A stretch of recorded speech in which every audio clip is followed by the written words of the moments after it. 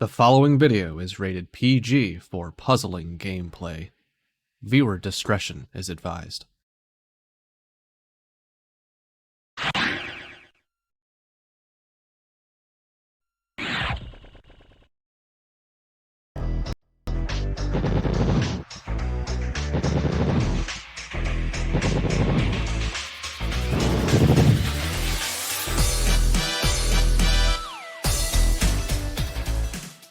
And now it is our second chance for our players to get a top seating for the gold bracket. Will we see the same faces at the top this time around? We're about to find out. Welcome, puzzlers. This is your head tournament organizer, Cards of the Heart. Welcome back to the League of Puzzle Speedrunners Tetris Attack Speedrun Tournament 2023. This has been quite the session already for our players. Some of our participants haven't quite gotten the times that they are looking for. They'll be looking to try and improve their times this weekend. Let's take a quick look and see who is going to be playing today. For today's sessions, we have 6 Tetris Attacker and Yuki Saka on the board for this first session, coming in about 15 minutes. 6 currently in the 5 seed, Tetris Attacker in the 4 seed, and our newcomer Yuki Saka a little bit disappointing at the moment in 14th, but there's definitely some room to improve. And then after that, it will be myself, the 2 seed, Ty, the 8 seed, and Beefin, the 6 seed, looking to improve their own times. And you can see most of the people in the second grouping tomorrow have quite a bit to do in order to get into the top 8 for the gold brackets. We'll see how they will get to do then, and we'll see how the other players today will be able to set the bar for the rest looking to play catch-up in just a little bit. But first, if you're tuning into this game for the first time and you're not exactly sure how it all works, allow me to take a couple minutes of your time to explain how this game works and how we are playing it in this tournament. Tetris Attack is a match 3 puzzle game released for the Super Nintendo in North America and Europe based on the Super Famicom game Paled Upon. It was also localized and broadcast through the Super Famicom's Satellaview add-on multiple times throughout its service. Both versions are playable in this tournament. Swapping up to 2 panels in your stack at a time, match at least 3 panels of the same color horizontally or vertically to make the panels disappear. Simply matching 3, however, will not be enough to win. You need to make combos and chains to not only stop your stack's gradual rising for a short time and prevent your stack from breaking through the top of your field, but also send garbage to your opponent to force their stack to the top of their field. Make combos by matching more than 3 panels at once. The amount of time they stop rising the stack is minimal, but so is the amount of time their garbage makes the opponent's field shake. Quick wins can be achieved if you stack combo garbage correctly. Make chains by linking sets of matches together. Make one set of panels disappear and then let the panels directly above them fall into another match. Their garbage makes the opponent's field shake more, but they stop the rising stack for much longer. Forcing your opponent's stack to the top is more consistent with larger chain garbage. To beat the CPU opponents, you must either make sure that they run out of time while their stack is topped out, send so much garbage that they can no longer make a move, or send garbage in a way to make them think they can no longer make a move. Due to how combo garbage is handled in this game, this is by far the least likely scenario. In Versus mode, the easy level has 10 stages, the normal level has 11, and the levels Hard and V-Hard, as we call it, have 12. In this tournament, players will be racing each other through all of those stages to defeat the final stage as fast as they can. The player who does that first wins the race. The player who wins a predetermined number of races first wins the match. Best of luck to all of our players. You're just hopping into our qualifying sessions for the first time. Let's take a brief reminder of how these are going to work. Our players have posted times in each of the Versus game levels. They have restreamed them. We have restreamed the players getting times in each of their Versus levels, and they have posted those times to our Discord server. Now they'll be trying to improve their times as much as they can within the 1 hour that they have allotted to them. And when we are done with these sessions, we will have the top 8 in the highest total score placed into the gold bracket. You score points in this qualifying session by getting faster times. The top time in a particular level will earn 25 points towards that level, up to a maximum of 100 points, which you might expect if you've been around us long enough. There's someone who does have 100 points at the moment and is not super likely to be budged off of that position. But we can get into that in just a little bit. These players are going to be fighting to get into the gold bracket, where the top 4 will get to partake in a portion of our prize pool for the tournament. This is crowdfunded with your tips, your Twitch bits, your Twitch subscriptions. You can see on screen how those are all contributing to the totals. And this time the goal means something. I really want to be able to get to our goal of $500. That way I can justify paying out to the top 8. Everyone that gets into the gold bracket would get a little piece of the prize pool if we do reach that goal. But even for the people who don't make the gold bracket, the winner of the silver bracket, the consolation bracket, could still get a little piece of that prize pool, as well as the winners of our side events, the endless and stage clear tournaments, which I will go over in just a little bit. And you know what? Just for playing in any of these tournaments, you get yourself a chance at a little small raffle for the rest of the prize pool. So if you want to get involved in all of that, we'll show you where to sign up for the other tournaments in just a second. But if you want to add to the prize pool and you don't have access to any Twitch bits, haven't filled out those surveys that Twitch's Research Power Group gives out, or you just feel like putting in more of your money directly towards us, then there is that Stream Elements link on screen where you can throw your money into our pool. But let's take a look at the other tournaments that are being played in this event. For the first time in Tetris Attack history, we are doing endless and stage clear tournaments at the same time as our Versus tournament. The endless tournament happening on April 1st, the stage clear on April 8th. And if you are familiar with our minor tournament structure, the format of these tournaments will be familiar to you. So in each of these tournaments, we'll have everyone playing in a series of 3 qualifying races.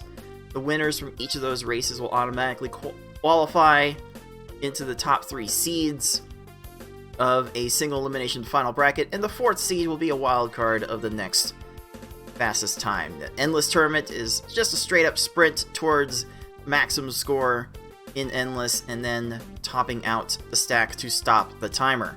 Stage clear is another straightforward run of the line clear mode from stage 1-1 up into final Bowser. The signups for the endless tournament end March 29th, and the signups for the stage clear tournament end April 5th. So there is still time to get involved with those tournaments. Before we remind ourselves who is playing today, let's take a look at what these players are playing for.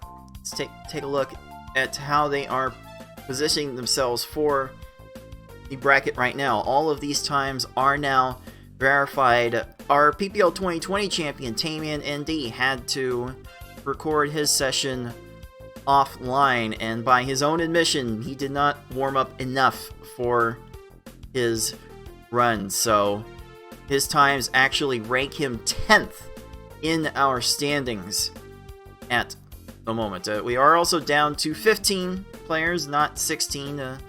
Afraid Razorflame decided that he didn't want to play so much panel anymore. Maybe a little bit of burnout. I shouldn't be speculating that much, but Razorflame has dropped out of the tournament, leaving 15 players to vie for the top 8 spots.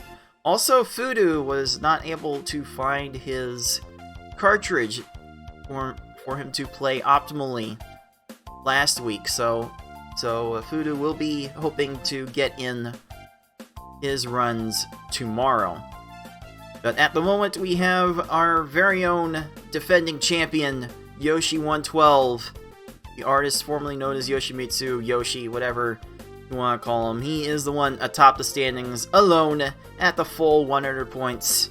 And he's not going to take his second session. He was slated to play in just a few minutes, but he doesn't need it. He honestly doesn't need it, and he's decided he's not going to take it. So, he'll just let the chips fall where they may, and see what we'll end up finding in the gold bracket. I am the only one remotely on his heels in second place, thanks in no small part to a 7:57 V-hard time, the only other sub 8-minute V-hard time that we have in the tournament. But the likes of FFR Pro 21 and Tetris Attacker are still holding fairly strong towards the top 4 seeds, and they will be doing their part to try and preserve those standings this weekend. Rounding out the rest of our field, we have 6, the Beefin314, one of our newcomers who is already making some great strides in 6th. Then Corey BLD, who got a very nice 823 V-hard to bolster his standing, and then Ty, definitely looking to improve on that V-hard later on to potentially escape the bubble that the below Tayman is going to be looking to burst in these sessions. That is the top 8 for the gold bracket at this point. And for the silver brackets, we have Lunar Chimera in 9th, Tamian ND in 10th, Fortnite Mike 11th, 12 I Like Being Smart, then Zeplander, Yuki Saka, and Fudu will get properly placed as soon as he is able to do his run. So if the tournament were to start today, if the brackets were to start today, we would see this for our gold bracket. We would have Yoshi taking on Ty, Tetris Attacker against 6, myself against Corey BLD, and FFR Pro against the Beefin314. Then looking at the silver bracket, we would see Lunar Chimera get a bye for the first round and await the winner of I Like Being Smart and Zeplander. Then Tayman and Fudu would square off along with Fortnite Mike and Yuki Saka. But that is projected. The final standings will not become final until the end of tomorrow's action. Let's take one final reminder of who is about set to play. It is 6, the 5 seed, Tetris Attacker, the 4 seed, and Yuki Saka, the 14 seed. 6 definitely made a statement with that 606 easy last time, and to get to sub 9 V hard even in these limited circumstances is proving to be very, very tricky. But in the second session later, Ty and Beefin especially will be looking to bolster all their times and avoid getting out of the bubble. And personally, I'm just hoping to stay out of the 4-5 and avoid playing Yoshi round 2. But maybe I'm projecting too far ahead. Let's not keep our players waiting any longer. They are about to have their sessions get going, so I better get them on their way and start day 3 of our Tetris Attack Speedrun Tournament 2023 qualifying, starting right now!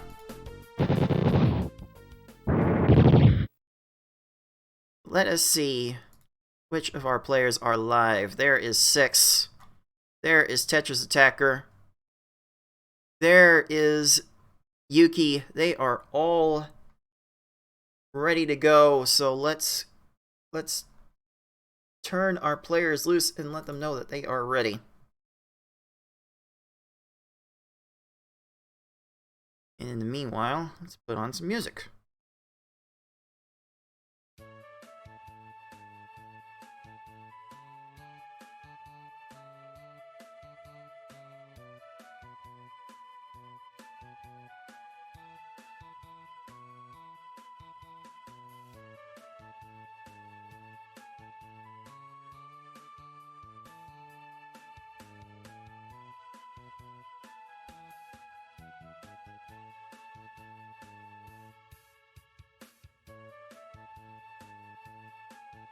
Alright, and I will start these players' clocks as soon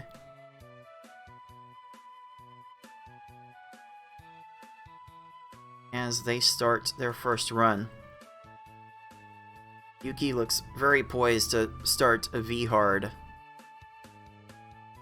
right away. We'll get his timer going. Tetris Attacker is starting on hard. And you might be able to see on 6's stream layout that he really wants to get that 7:43 hard time down of his own. So, might see 6 work on that first. As well. As soon as 6 starts the timer, I will start my timer. Alright then, again 6 looking to improve his 7:43 hard time. Tetris Attacker looking to improve on his own 7:43 hard time. Yuki Saka looking to beat a 12:36 V hard time. That is going to be the focus of these sessions. These players will be trying to improve the times that they have already posted. After these sessions are done, these players finish lag chaining like crazy, like Tetris Attacker is trying to do. We'll have the top 8 players in their total score slotted into the gold bracket, where they can fight for the title of TA 2023 champion. The rest of them are colored in silver on the display on the right side of the screen to show that they'll be placed in the silver bracket. See, these timers count down. It is 1 hour that they're getting from the start of their first attempt. When that timer runs out, they cannot start a new run. They can only finish what they have started.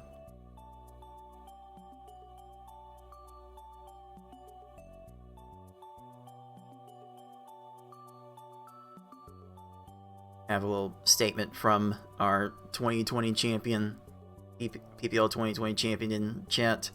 Also make it to the gold bracket. He earned 10,000 more LPS rewards points in a calendar year. Yes, I suppose we'll have to give more details about our reward system when that becomes available. So we'll keep you posted. We'll definitely keep you posted. Don't know when, but we'll keep you abreast of the situation. Not gonna lie, I am not 100% right now. Anyone that was participating in the community races last night may recall I had my fair fill of dinner yesterday, and I still have a little bit of a stomach ache, so if I don't sound 100%, bear with me. I am just trying to get through the bed that I made for myself.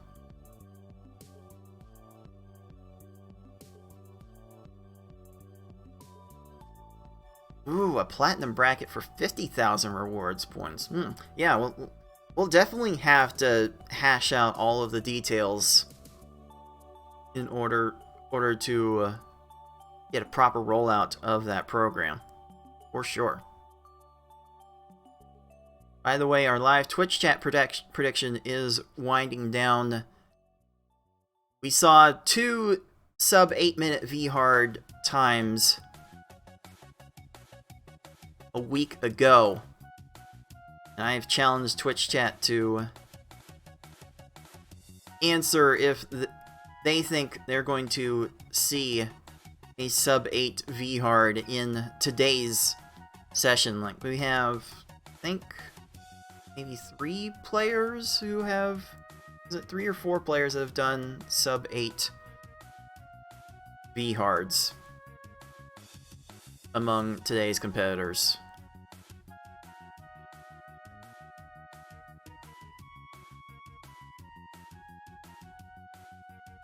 Anyone that wants to get rewarded with wants to get a little fake Twitch buck reward for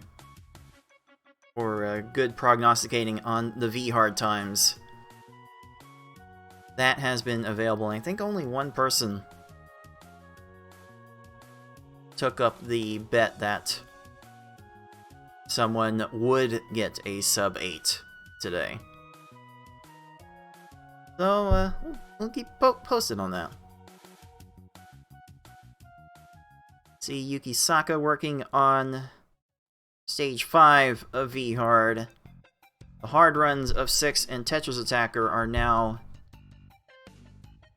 into the Cave of Wickedness, where these foes finally learn how to make basic chains, but still don't quite have the speed to keep up with all of it. So with 2 stages to go, I think Tetris Attacker has a fairly good shot at beating the 743. That 5 chain should be very helpful in that regard, and the combos coming out on top of it, that is how you play it.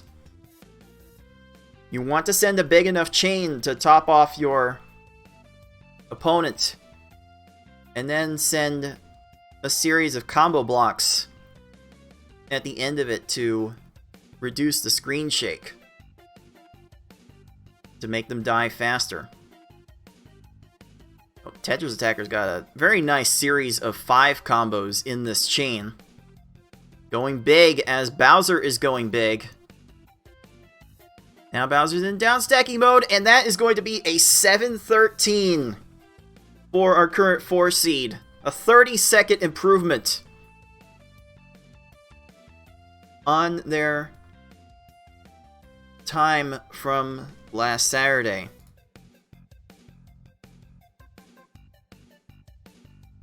So that will bolster the gap between himself and 6 even further, actually nipping on FFR Pro's heels quite a bit for that 3rd place. I don't think anyone wants to be slotted 4th or 5th and have to play Yoshi in a potential round 2 matchup. And he's like the biggest bomb in this field.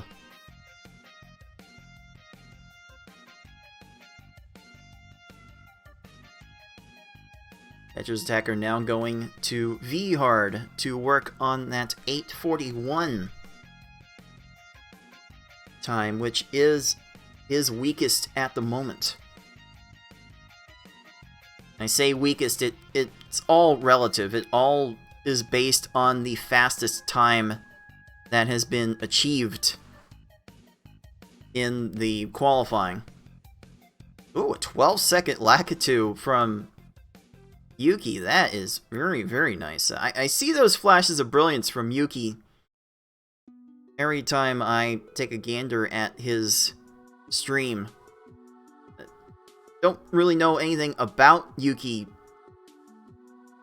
going into these festivities. Actually kind of blame Yuki a little bit for having me gander at his speedrun.com leaderboard and seeing a time in a clicker game, in Poke Clicker, a Pokemon clicker game, which I may or may not have spent a day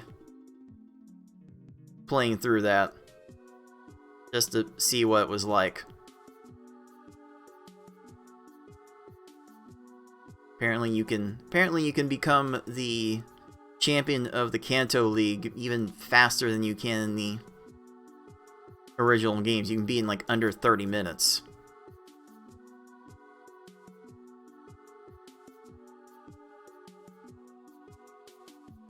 Ugh.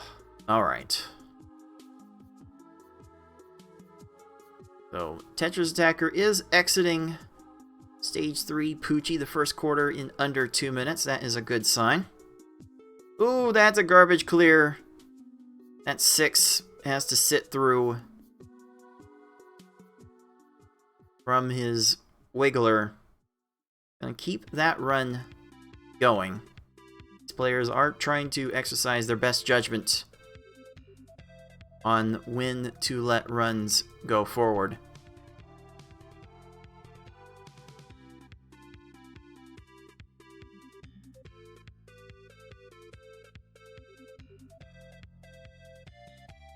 Taking a bit more of a look at what Yuki Saka is doing. He seems to have the skills to make most of the chains he wants.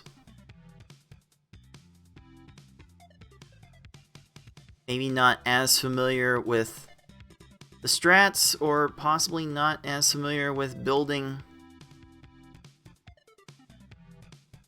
chains up in a way to be consistent. But there are some good building blocks here.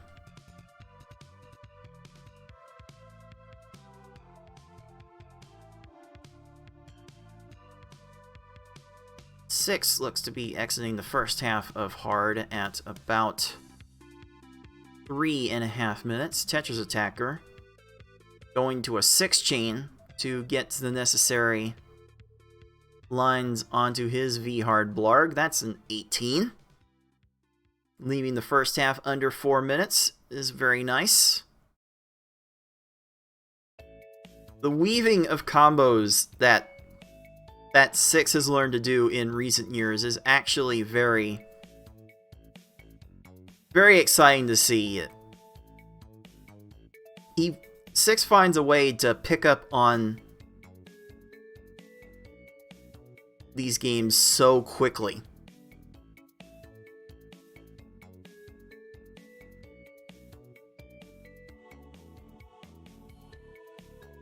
Like even when getting into like our minor tournaments for Wario's Woods and Dr. Mario 64, 6 managed to put in rather surprising showings. Like 6 even managed to upset one of the Dr. Mario regulars Ibar in the Dr. Mario tournament. Make sure you check that out on our YouTube channel. So that was a lot of fun to watch. A lot of fun to manage the broadcast for. A lot of fun listening to our very own Tetris Attacker call the action.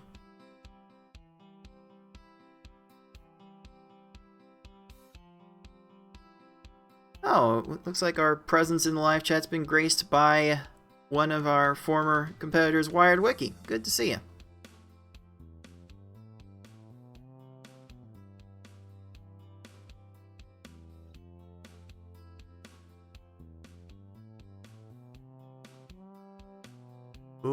Raphael is giving Tetris Attacker a hard time now. 45 seconds is not gonna make for a great time heading into the V-Hard cave, but this still has a fair shot of beating his current time of 8:41.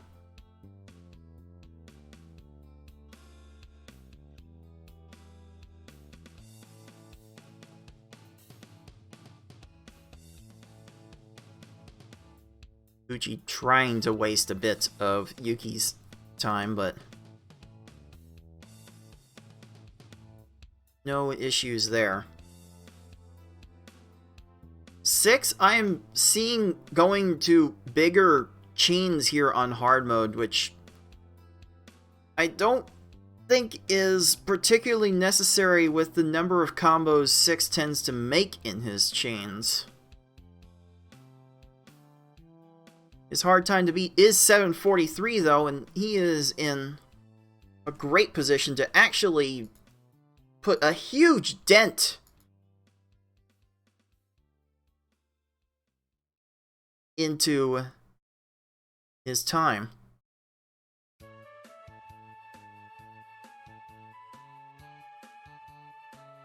So Will Bowser proved to be a problem. 6, in that instance, I might be able to argue that 6 actually needed that big chain, and then some. Very rare justified large attack. But we'll give 6 a time for that hard run of 7:17. That will make up just a little bit of the gap that Tetris Attacker expanded.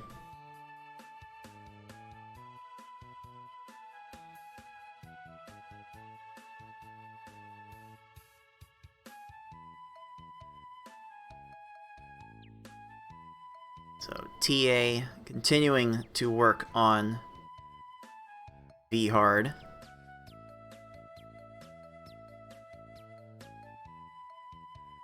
Yuki has reset a few attempts on V-Hard. Our players are encouraged to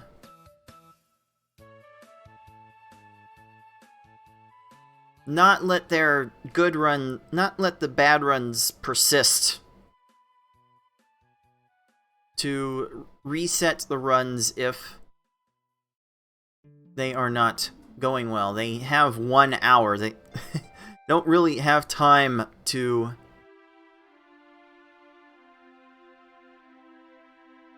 spend trying to make up a time on a bad run. And this format allows for people to have a bad day every once in a while still exercising the consistency that is needed to get the top times that our top players are getting.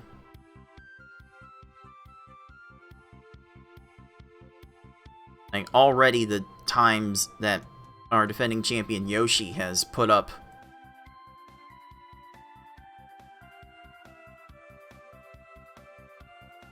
are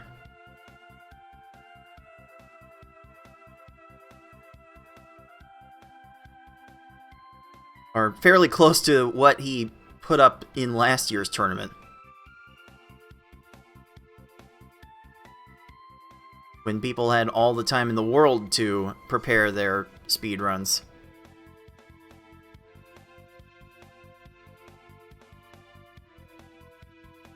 Now, as 6 has indicated on his broadcast, he is going to work on V-Hard for the moment. Tetris Attacker also getting onto V-Hard. Yuki Saka looking to improve V-Hard as well. Like, it used to be in our qualifying, the individual levels were weighted based on how much of the tournament is going to be played on each of our levels. We do have some early rounds in this bracket play where players can like bounce around between each of the levels as the loser of each race desires.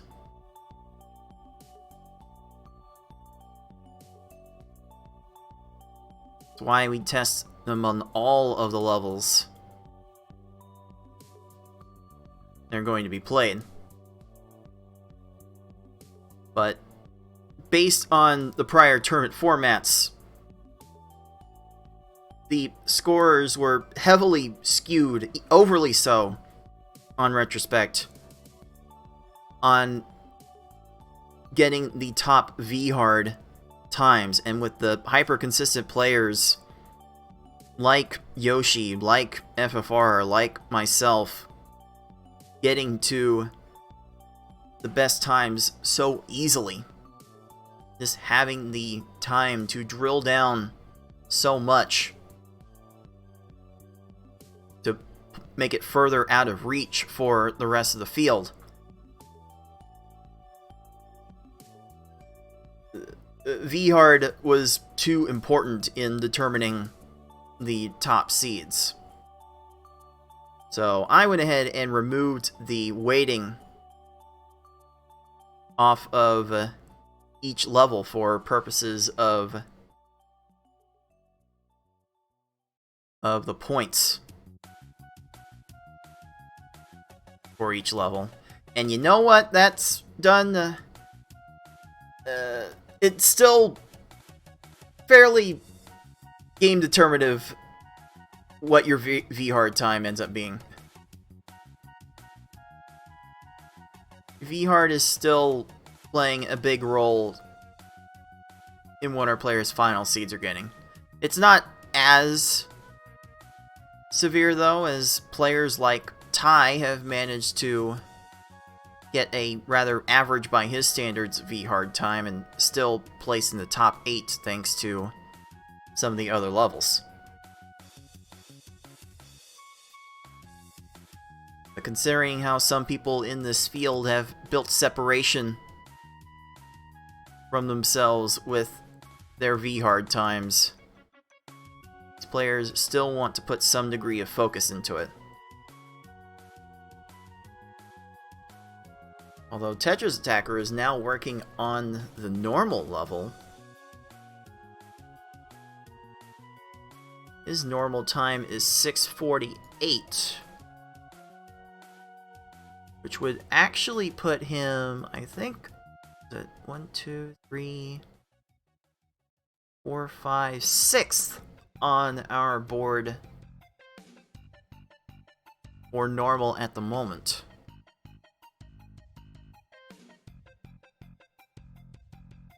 So to be 4th on the overall and have a 6th place time in a level, there's definitely an argument to be made to want to work on that level.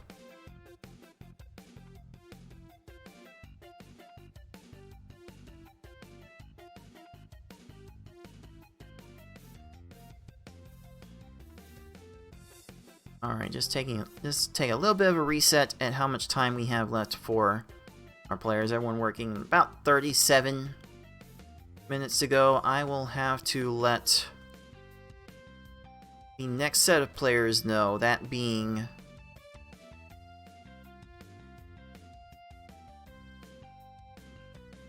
Ty and Beefin,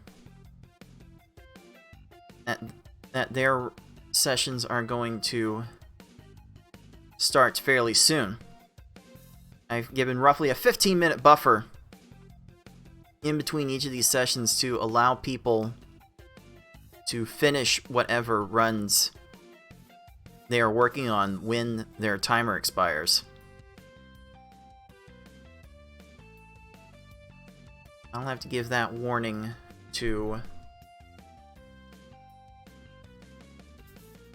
our next set of players in about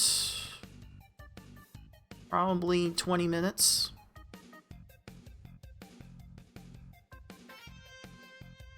So we will keep an eye on that as well. So far in this session, only 2 players have improved their hard times, and that is to be expected in a subsequent session.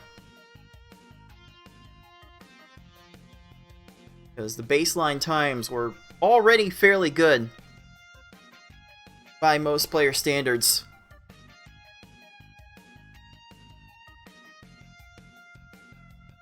So now these players are going to be laser focused on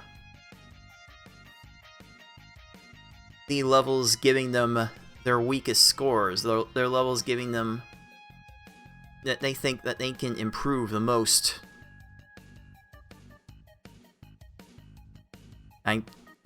I do think that those concepts can be mutually exclusive. Speaking from my personal experience. What? Whoa, that's a 12-second V-Hard Piranha. Play it for 6. Wow. Those do not come around very often. That will definitely go a long way towards letting 6 potentially improve his time.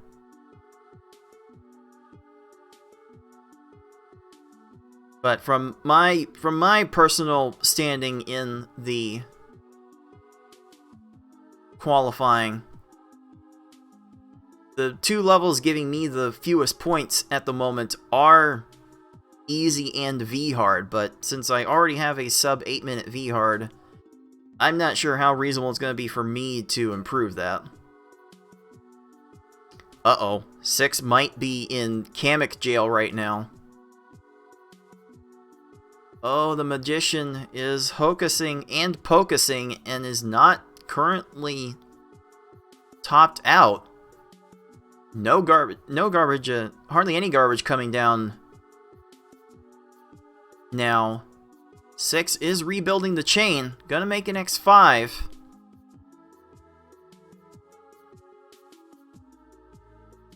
Oh, there's not enough combos here. Oh, this is the problem that the Cave of Wickedness can bring to literally everyone in this field. It's the occasional 2-minute stage. You cannot feel bad when this happens. This literally happens to everybody, even Yoshi. Now 6 realizing he can't beat his posted V-Hard is gonna reset that attempt.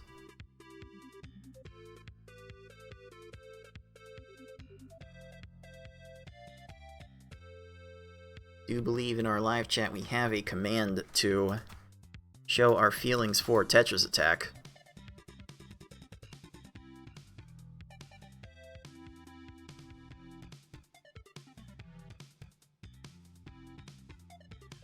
We affectionately say that Tetris Attack is a worse game than the game that our community was founded on, the Pokemon Puzzle League.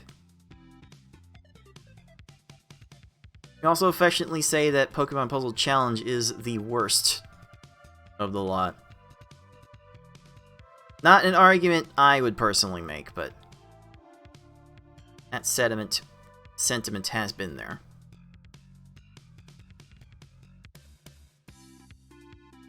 And we are coming up onto 30 minutes left on these 3 players' sessions. I believe everyone here is now working on V-Hard.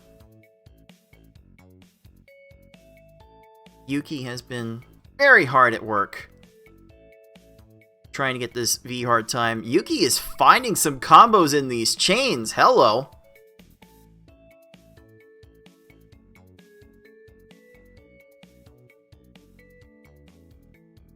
That is going to work out about as well as that stage was going to allow it. Again, I am seeing some great things from Yuki's attacks. Like, there's definitely some good potential for a sub 10 V hard.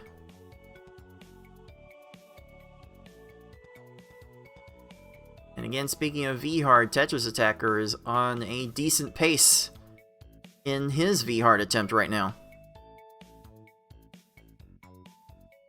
Definitely seeing some good board vision from TA today, going up to the tops of stacks, trying to get panels to extend chains. That tends to tickle me pink when I see players do that. That's a thing that I like to do. I like to grab panels from the top to make chain extensions at the bottom. Ooh, 6 is Froggy downstacked into a chain, and that gave him opportunity to downstack and get that garbage clear, and that's going to lead to another reset. Alright, Lungefish getting a garbage clear on Tetris Attacker's attack is not the worst. Still leads to a 23-second stage. That run could very well see a sub 5-minute cave entry.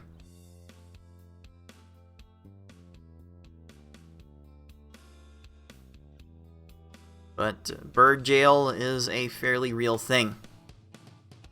Like, the two middle stages of Lungefish and Raphael the Raven tend to demand more garbage on average to top off. Because look how low Raphael is! That one needed 2 lines. That one needed 10 lines to fully beat in under 20 seconds. Now Tetris Attacker having to rebuild the attack. Very fortunate that Raphael did not get over with the airwalk in time to get that garbage clear. Tetris Attacker looking at a cave entry time of 5:06. I would project this run to go 8:30. The way he is playing right now. In the Cave of Wickedness, you can probably get away with slightly smaller chains. Look at the pillars that are holding up the garbage. Hookbill will get that garbage clear, but probably not have time for anything else. That's going to be a 23. And that shows one of the benefits of making multiple lines of combos during your chain. These foes want to scan top to bottom, looking for matches. So if you send a bunch of combo garbage with your chain, that garbage falls on top of the chain garbage. And when these foes inevitably get the clear on that garbage, it all transforms, and these foes will often be spending their time at the bottom of the stack getting matches. They'll have to scroll all the way up to the top to get the matches they see first, and even these foes, when out of position, will not have time for that.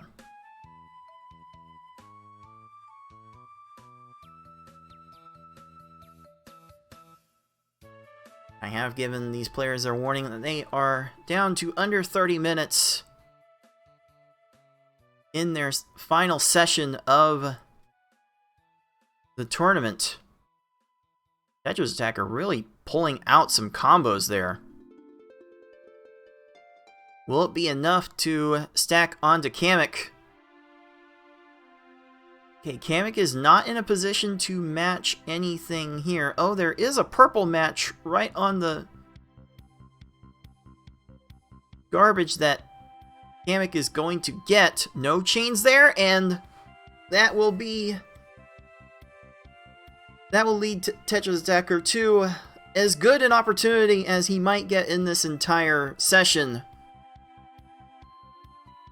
to beat Bowser in a respectable time.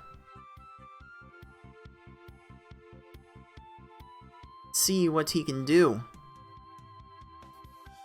The 9 combo to start. That's so good.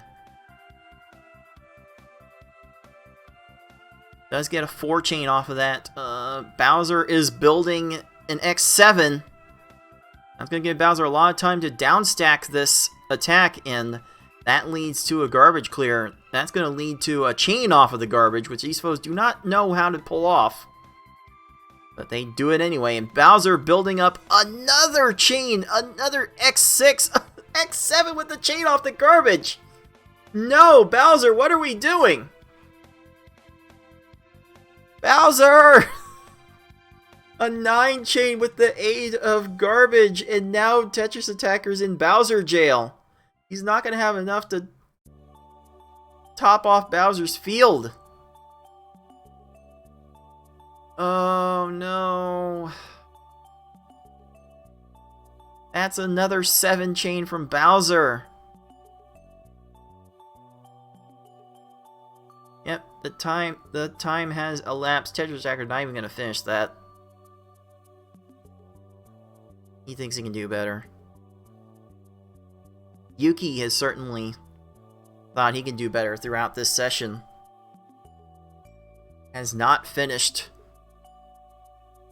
any of the V-Hard runs that he has attempted today.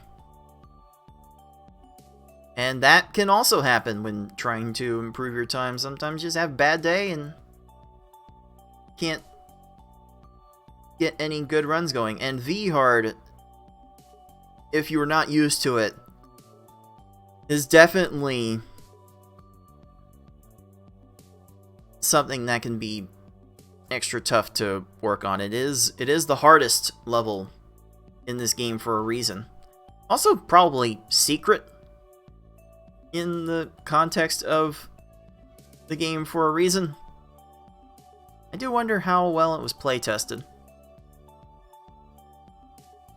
Not that it's necessarily bad. It's definitely a fun challenge for most until you're able to beat it in 10 minutes virtually every time.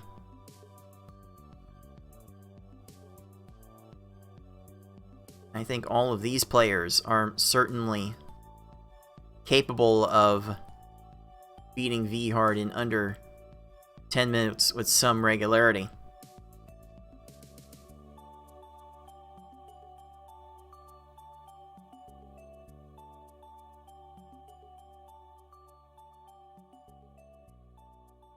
You're getting down close to our final 20 minutes.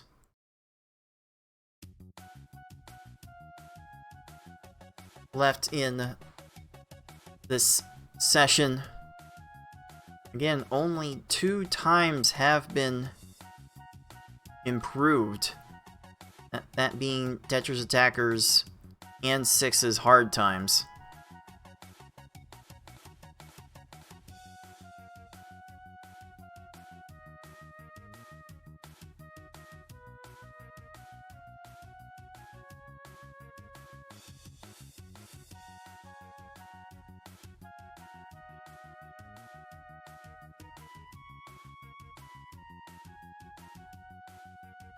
I'll let our second group know in a little bit as Ty gives a hello in the chat. I saw that Ethan was warming up for quite a bit before this broadcast started. We'll see if that warm-up is serving him well.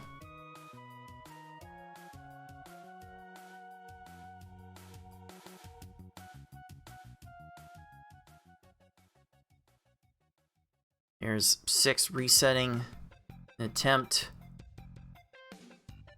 Tetris Attacker's attempt is not having a particularly great wiggler experience, and that will be reset.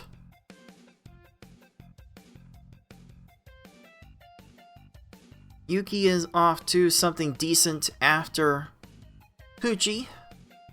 Getting through the first quarter, a little over 2 minutes. Not bad, not bad.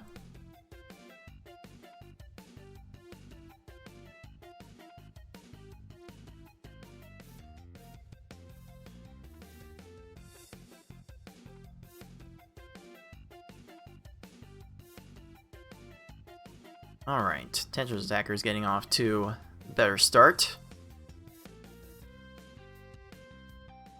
6's next run also getting off to a better start, and I think Yuki is holding fairly strong on this V-hard attempt here. I do hope Yuki can finish a good run here and potentially move on to other levels.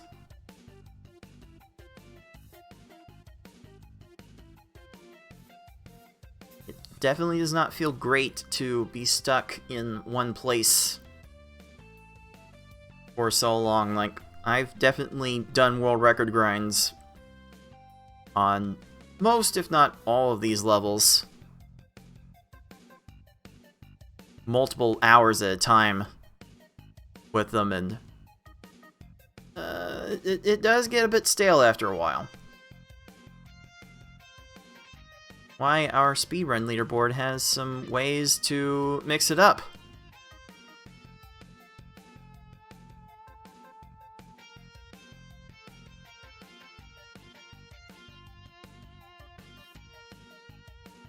We do have a category extensions leaderboard for this game where we take submissions for people playing these levels one-handed with only combos, even with the CPU switch turned on.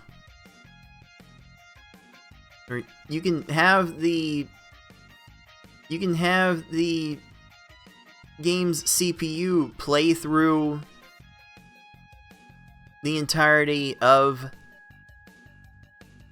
Versus, and our very own 6 here managed to have the game itself beat V-hard in a little over 10 minutes. I do hope people are not submitting CPU switch runs to the normal leaderboard. That would be very bad. Although, we can generally tell how the CPUs operate. It's fairly easy for us to tell when a CPU is playing and not a human. The AI apocalypse hasn't hit our neck of the woods yet. Not gonna lie, we would still kind of love to see a really good AI play this game.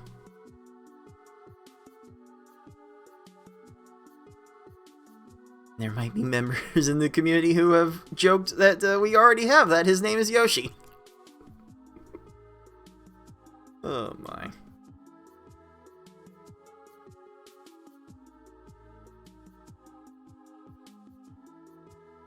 Alright, I will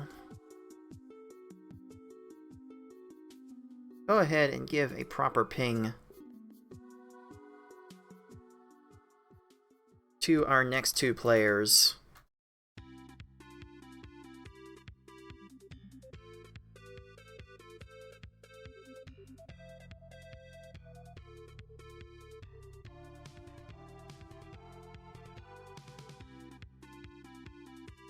That they are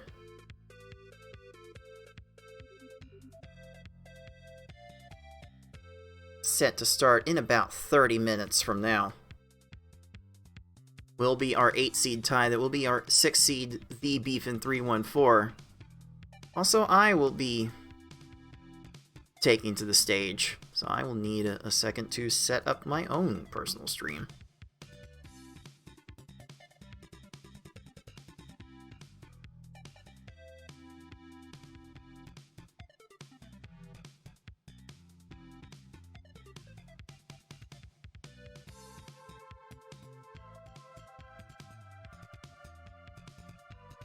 See here. Go ahead and start my own things up. When I'm ready to play in about 30 minutes. I think it's good for me personally that I'm gonna be working on easy first because I still need my hands to warm up. But you know what? I think Yuki is fairly warmed up. Oh my goodness, what is this? What is this run right now? Oh, Kamek? Easy mode Kamek! Oh boy! Well. And just like that, Yuki Saka has a chance to finish this V-Hard under 9 minutes. That would be a more than 3-minute improvement on his current top submission. Let's go. The chains are here. I don't know what the combos are, but the chains are definitely here. Oh, pillars. Bowser has pillars. Screen's gonna shake a lot, but there'll be some down stacking. There will be some clearing. Oh, there's gonna be another little chain. It's a little chain. Yuki has definitely sent enough. Down stack, down stack. Oh, the combos again, just a little bit lacking.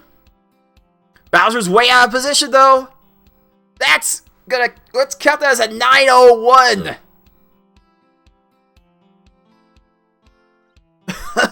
901 for Yuki Saka. What a massive improvement.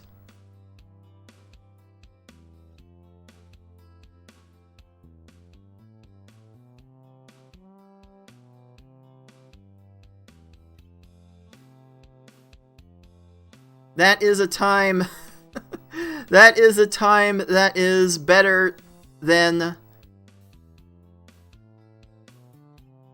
everyone else ahead of him up to Beefin and Corey.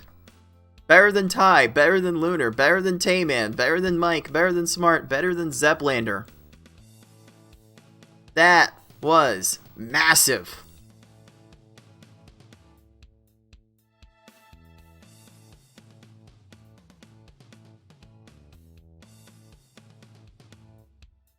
That was crazy.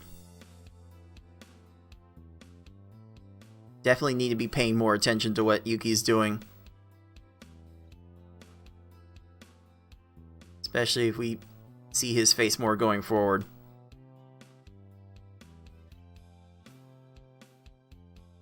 That was so good. So good.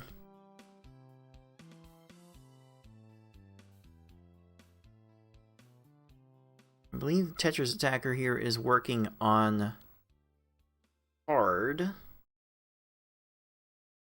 Oh, that's feet hard. Never mind. Again, you have to look between stages to see the difference between hard and V-hard. To see it. To actually see the in-game difference, because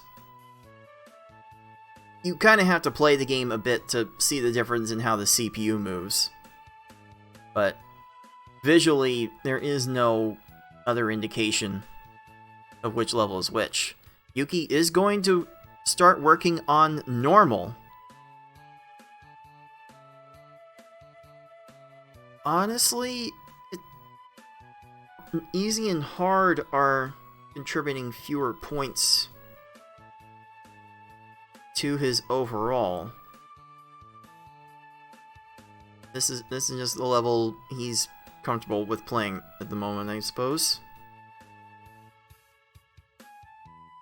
Again, Yoshi is done qualifying. He was scheduled to play in this time slot, but he's not going to take it. So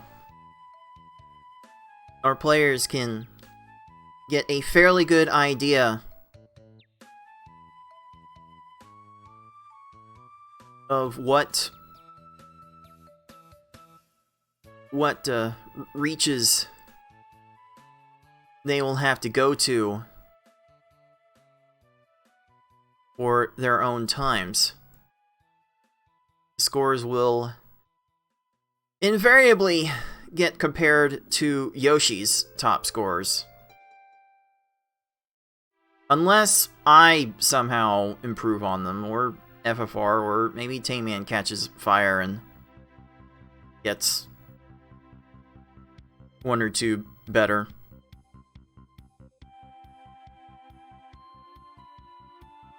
But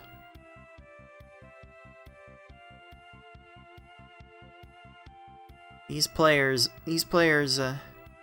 have a much better idea of what they need to do now to get into a good seeding for the gold bracket than they did at the end of last week.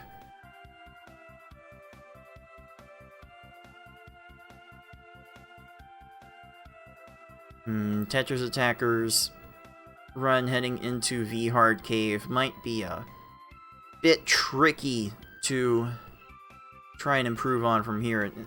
Gonna have to take quite a bit of luck, and these chains are not doing it.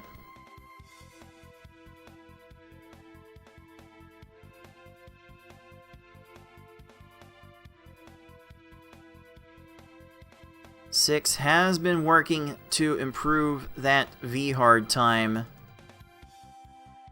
and has not managed to do so just yet. And time is running out very fast.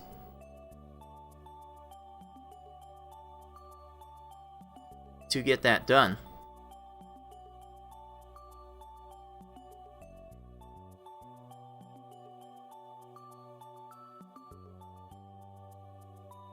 Also, pardon me while I make a few extra preparations to launch my personal stream when my session comes up next.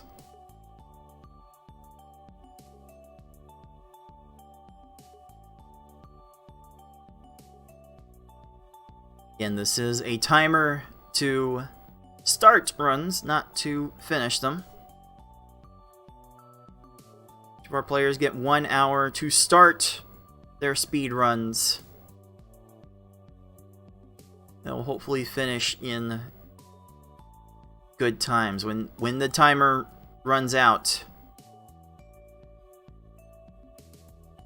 these players can only finish what they have started. They cannot start anew.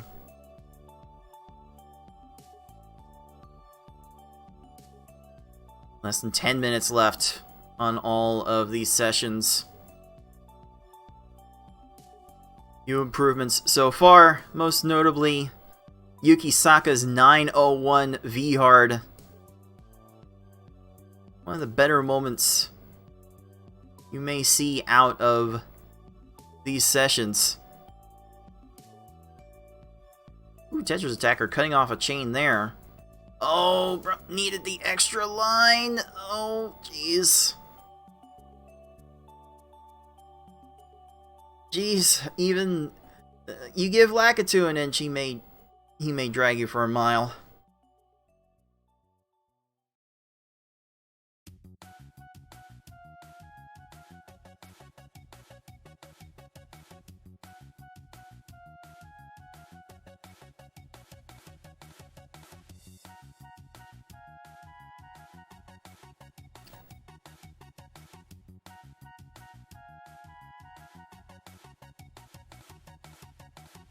So times are being updated in real time by me as they are being reported, so by all accounts the scores on screen are current and accurate to the best of our knowledge.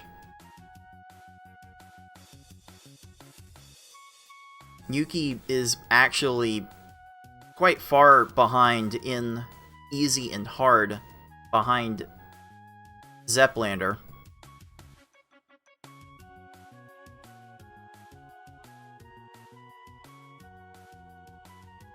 What's Yuki's normal time again? 7:39. With 2 stages to go, 7:39 might be tricky to beat from here.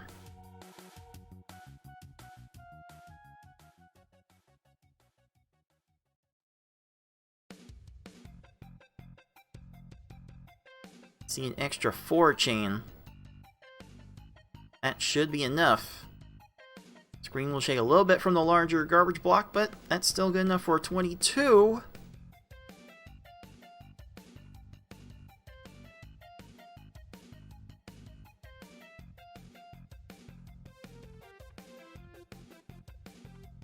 And now Yuki will want something like 30 seconds on this Kamek to get an improvement. Getting some good 6 combos in this chain. Kamek does tend to demand a little bit more because how low Kamek's stack tends to get. That might be a problem. Kamek has all the time to wander around in second tier there. Alright, the improvement is in.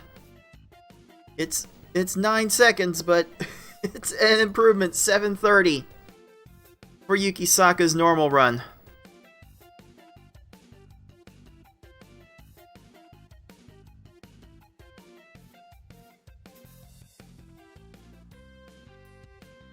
With less than 5 minutes to go in his session.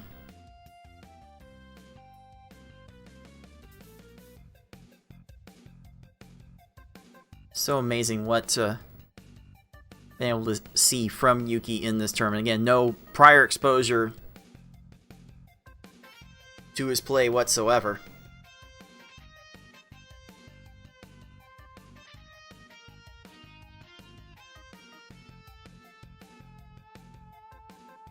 So, most of us are discovering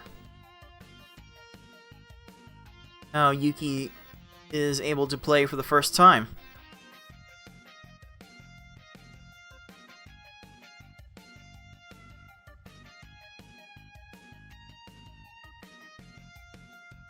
Okay, Lungefish, you need to get down from Tetris Attacker's second tier. Makes sense. Okay then. So this V-Hard from Tetris Attacker is going to be hard-pressed to finish under his current best from this position, so he may want to decide fairly quickly if he wants to keep the run going. 6 might be committed on this V-Hard attempt, though.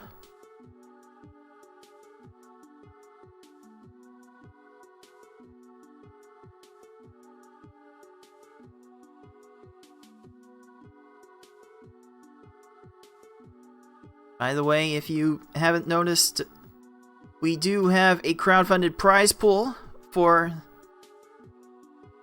this tournament. All the players who participate in all of our tournaments, that includes the endless and stage clear events we are holding for the first time in Tetris Attack tournament history, can win a random piece of that pot just for playing.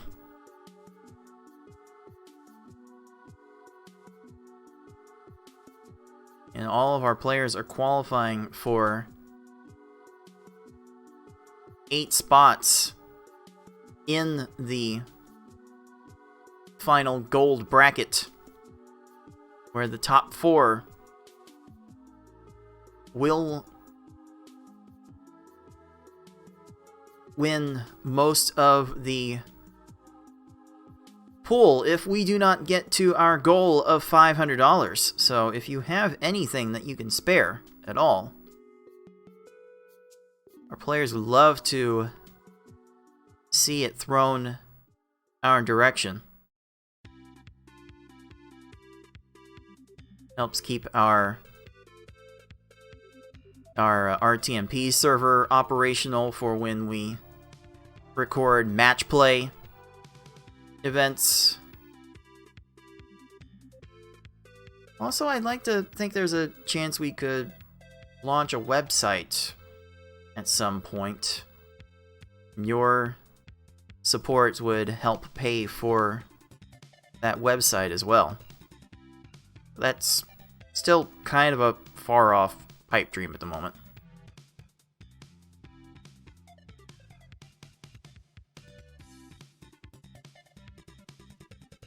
Alright, Tetris Attacker getting a new run in the final seconds. Yuki is on stage 6 of hard. In the final seconds, 6 still working on V-hard. This looks to be one last attempt.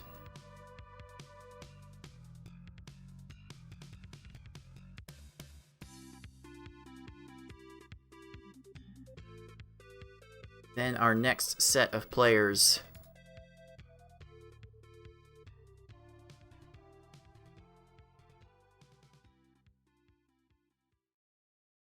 will be rolled in.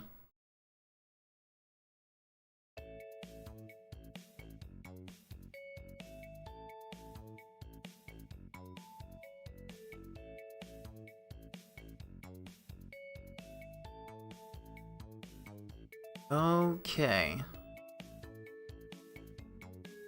6 is committed to this run. Tetris Attacker is committed to this run. Yuki is committed to this run. Let's see how they turn out.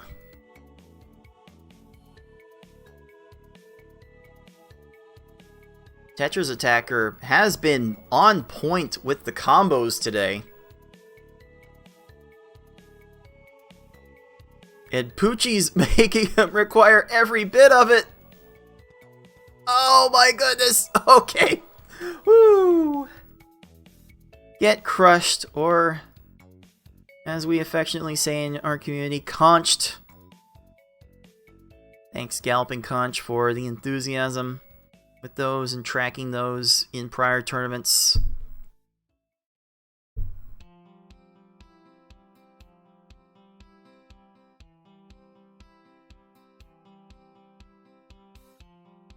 Tetris Attacker going to the 6th chain on Wiggler. That's enough for a 14.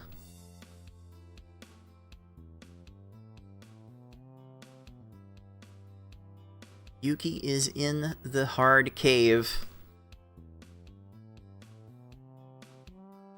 Very solid 5 chain. Timing gets difficult to get exactly right on these attacks, but that went about as well as could have been expected.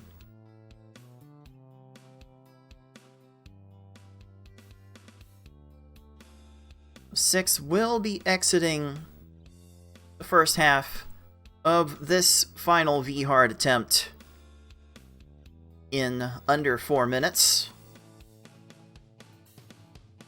Probably on pace for a 9-minute run, so things are going to have to improve in order for 6 to beat his V-hard best. And that 12-second lunge fish will help quite a bit. Oh my. Tetris Attacker's on a bit of a faster V-hard pace at the moment. 2 really, really good runs going here, and not to be outdone, Yuki is getting consecutive 11-second stages in the hard cave.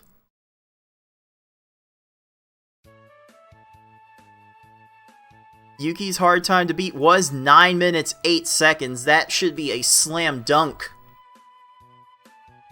to improve from here. Let's take a look.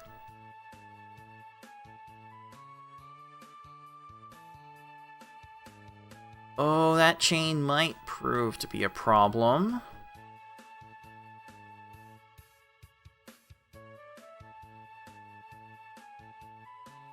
Oh, Bowser doesn't have enough here. Okay.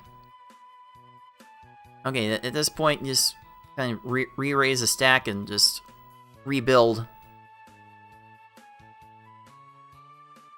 Bowser having time to get into that second tier of panels in between the garbage blocks and make a combo match.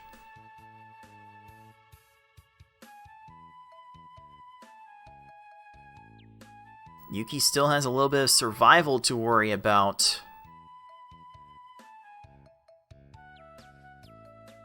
But he is rebuilding.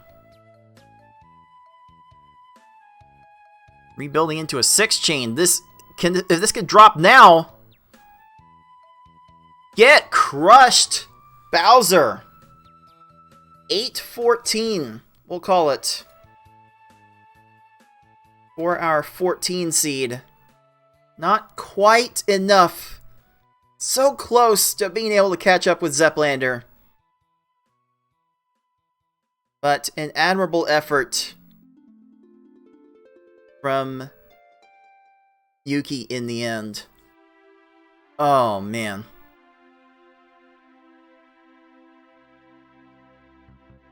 Some really good improvements from Yuki in this session.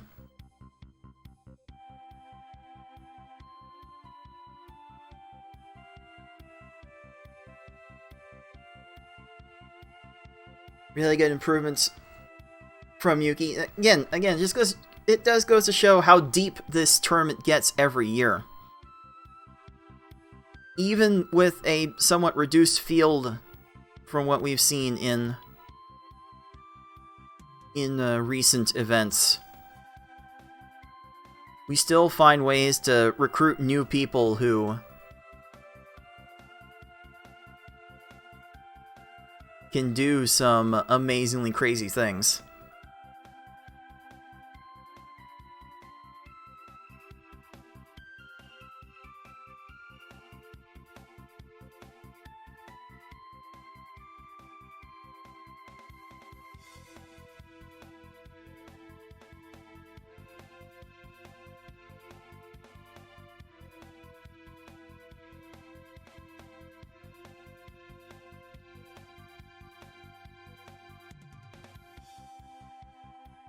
Alright. Go ahead and load in the third player for the next session, which will be the one and only Beefin 314.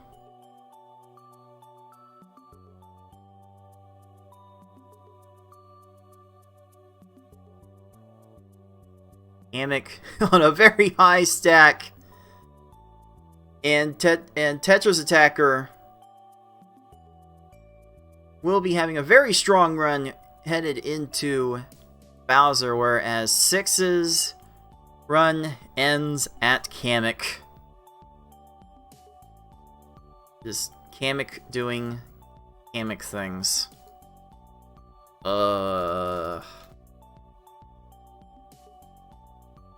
Oh boy.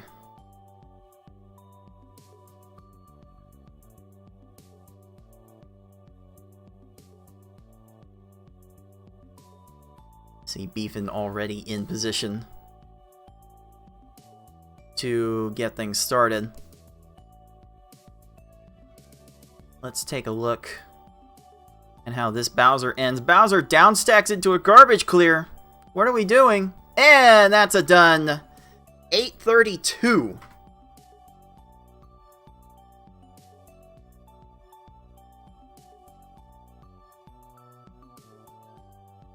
That does represent an improvement.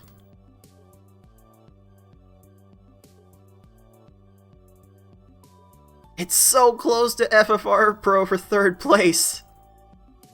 It's so close. I'll have to double check that tonight. Like, would 31 do it? Would 831 do it? Let's take a look. Okay, that wouldn't be enough of, that wouldn't make up enough of a difference for third place, but it is so close. Margins are razor thin, so GG's to our three players for giving it their best. They all improved at least one of their times.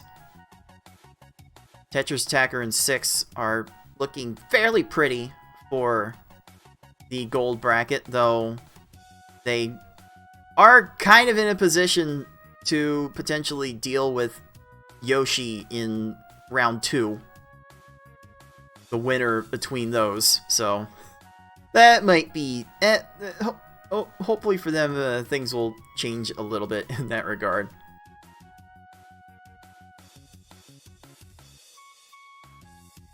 In any case, as we have a few minutes until the next sessions officially start, I can go ahead and load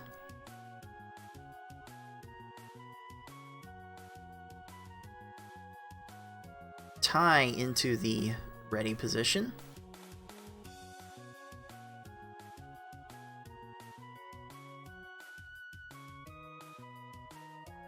And then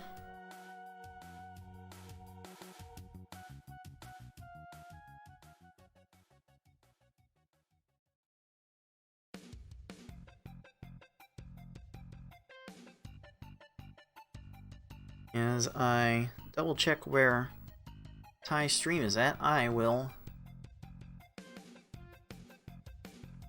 go start my own. This is always a fun exercise for me to run this broadcast and run my own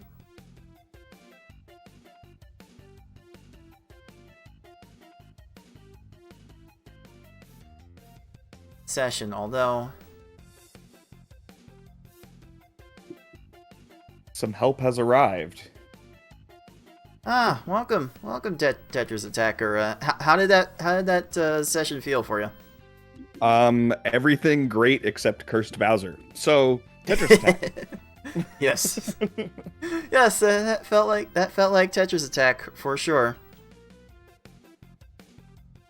Okay. Two runs on V hard that got to Bowser and had a decent chance, and one of them was okay. One of them wasn't, and neither of them were as good as I wanted. You know, kind of how you expect on a timer like this.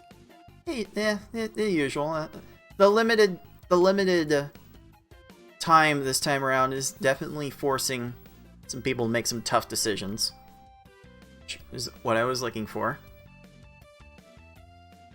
Oh, I can't wait until FFR goes on tomorrow and makes my very, very close time not so close. He's going to improve a few, and that my mirage of almost as good as him will go away. But I'm locked in. I've unless something insane happens, which I'm expecting insane, I will be in the 4-5 match, which lets me avoid the big 3.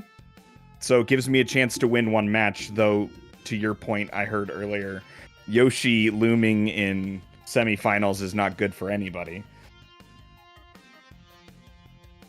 Yeah, I've been trying my darndest to avoid the second round matchup with Yoshi, trying to avoid the 4-5 at all costs, which I think I will be fine, but that's not a great place to be in, and just being in the 4-5 is going to be fairly unfortunate, because if we don't reach our pool goal, then only the top 4 is going to get paid from this gold bracket. So there's going to be a lot on the line for that 4-5 match. And for those joining, I don't know how recently you mentioned it. If you've watched past tournaments, this one is different. It's not double elimination. This is a single elimination tournament once we get going. So it's gonna introduce hopefully a little bit more randomness. I mean, 3 out of our past 4 tournaments, we've had a final 4 finisher lose in the first round of brackets. So that may introduce some chaos. We like chaos here. Unless it's Bowser, then we all just say, okay, stop it. But, I mean, that there's a chance that, as much as, like, I just said it, I personally would love to avoid the big three: Yoshi, cards, FFR, not necessarily in that order. But like they're not, on a single elimination on a given day, no one's invincible. Every one of those three and a lot of our top players, you give them multiple shots at you, they're going to take you down most of the time. But it's single elimination. It's a little bit different, different bracket feel, a little bit different go of it, and I think it's a good change up. Whether we stick with it or not, we'll see going forward. But maybe we'll have some surprise Final Fours, or heck, a surprise grand finals, which we haven't had in a long time. Last year, with last year, Foxy Man did upset Yoshi in the winner's bracket. So there, that potential is there. We've seen it. Yeah, I mean, three tournaments ago it was Foxy, and 2 tournaments ago I'm pretty sure it was FFR. Both made epic losers bracket runs after losing in the round 1. So it's it's a thing. So we'll see how this shakes out. It's going to be interesting.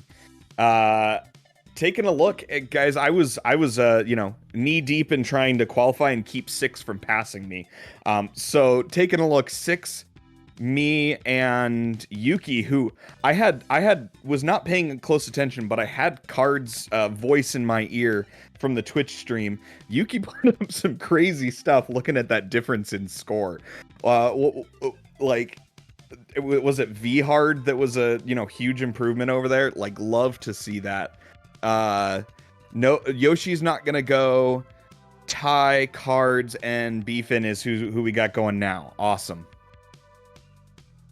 A lot of stuff's gonna be, a lot of stuff's gonna be maybe not solidified, but clarified here by the end of this session. But Sunday's gonna have a few, including Tayman, who I didn't expect him to be currently slotted into silver bracket. We'll see where he shakes loose. If today or tomorrow's a good run for him, or if his brain is just, already on, the fall Pokemon Puzzle League tournament, him being a, PPL specialist.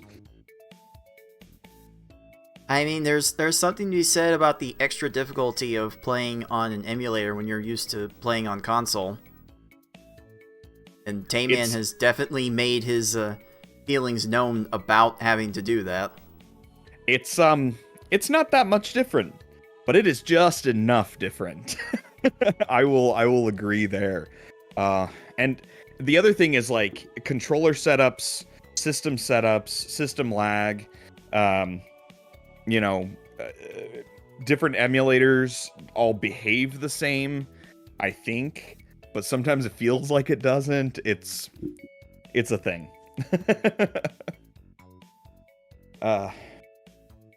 Alright, we'll get Ty's timer started when he actually starts his timer on his first run. So there we go. There he goes. 1 hour begins.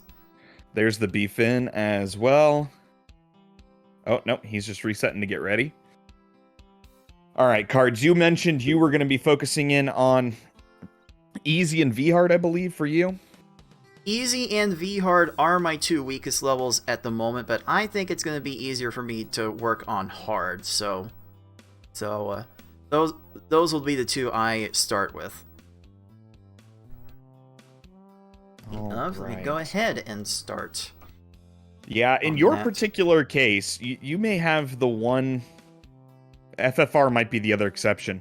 Might be the kind of player who looks at a 100 not as a ceiling, but as, a possibility, depending on the speed of the run. I think everyone else is kind of using their score, essentially how many points they've got left as a rough estimate of where to put their focus. But, you and I think FFR as well, I think your scales may not go up to 100. They may go up to 102 or whatever, which would end up being 100 once you got it. Beefin over here, getting some nice lag chain setups over here. Rocking that easy mode. I'm working on getting the qualifying doc page up so I can take a look at where everybody's sitting with their individual runs here. I'll tell you right now, I am so glad I am having the excuse to work on easy first, because my hands are still kind of freezing cold. They may not get warmed up in the time that I have for this session. I don't know. To each their own, but to me, easy and V-hard are actually the two hardest ones to get warmed up on. I mean, easy's easy to warm up on when you're not trying for a fast time, but for me, like, easy is all about quick execution and lag chains, because every half second matters on that one so much. Like, I have to have warmed up hands to even have a chance on easy. Also, please make sure to take 1 minute off of my remaining timer. I did not start my timer in a succinct fashion, so I have 1 minute less than... let's call it... Yeah, we'll call it 1 minute less than what is indicated on screen. I don't like that run, so let me reset that.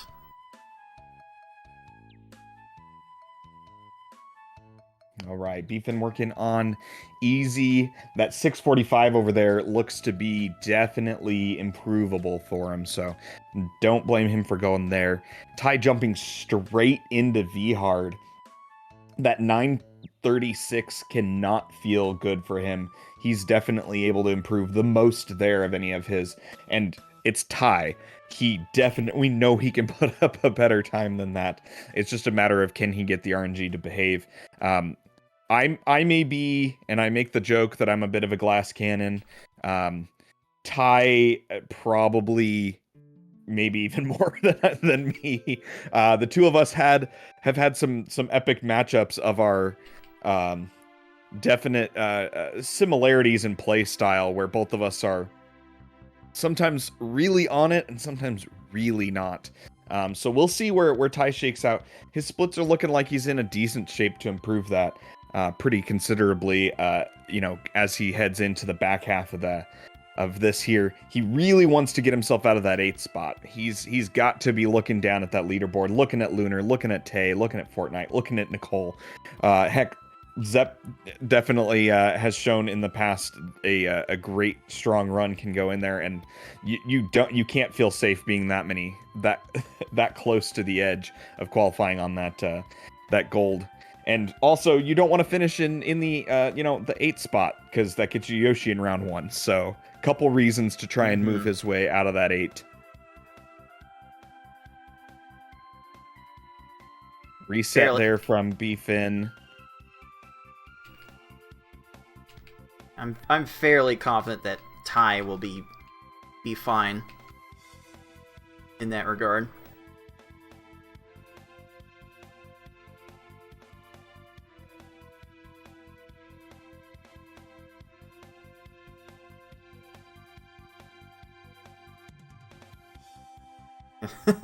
Yes, it's a very important note from Wired Wiki in the live chat. 8seed did manage to bop me in tournament play. That is definitely Yep. that can happen. This will be a single elimination, so a bop is not just throwing someone down into a loser's bracket. It's taking someone out entirely. And yeah, that's someone like Wiki, someone like Ty, someone like actually, frankly, looking at anybody from 4 to 12 has the capability of putting up a good enough time 3 times to maybe take someone out on a bad day. Like this, like many of our recent tournaments, is not one where we've got we may have a little bit of haves and haves not, but the gulf is not so wide that it's not insurmountable. Ty already putting up a V-hard time that I think is going to be an improvement here. See how that setup goes here on the plant. I think he might have cut that a touch earlier than he meant to. And as Ty tends to do, lots of 4s, lots of 7s, worked his way into an 8 there. That combo follow-up enough for a 22. And his splits are green right now. So let's see how Kamek and Bowser treat him. Oh, he splits super early. That's why his splits are green. Got it. I keep forgetting that everyone it seems to split at a different time after each stage, which doesn't matter for official timing. It's as long as you're consistent with yourself, your splits matter, but not everyone can directly correlate their splits to each other. Interesting setup and a clear there from Kamek for Ty. I don't think he's got enough to have that topped, and he cleared. He's gonna have to wait for his stuff to fall. Once again, the 4 combo storm from Ty, the Ty special. Not enough to top. More of that garbage didn't come, and now all that combo garbage has been cleared. Get out of there quickly, Ty. Uh-oh. Oh, that's not good. That's not good. Yeah, Might be Kamek jail. Kamek has no garbage on the board right now at all, and there's a loss. Ty not happy there. He's letting it run. I'm kind of surprised. I think Ty's taking if I mathematically can, I'm going to keep going with the run approach since he's that far in. I'm surprised he didn't reset on the death there. But he's in the low 8s. I mean, a really good Kamek and Bowser might be able to get him through here and still give a small improvement. But again, with an hour time limit, you're looking at making sure that you have the time to get the improvements you need in.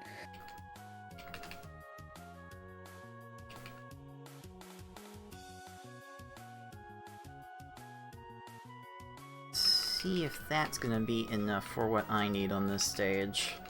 Right, finally out of Kamek jail for Ty. Through Blarg over there for Beefin in under 4 on easy mode. That has some potential. Let's see how Bowser treats over here.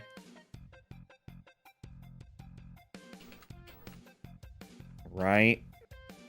Got to set up for some chain. That's a 7 combo. Keeps showing up in Ty's stuff. The 4s. Bowser got a clear. Nothing immediate. Let's see if that'll do it. Bowser out of position. There we go. All right, and that will be a 9. Looks like a 25 for Ty. So that is an improvement. An improvement is an improvement. We take those. Curious to see how much where he puts his effort now at this point. I feel like Ty can definitely hit hard on V-Hard still some more with the time he's got. But he may feel like he wants to improve some of those other categories at this point too. We are right around 5 minutes trying to get this Raven down on Beefin's screen here. Oh, Raven being a jerk, clearing on easy mode for Beefin. Cards up here bad. on Lungefish. Let's take a look. Cards, you got a 605 that you're trying to get to.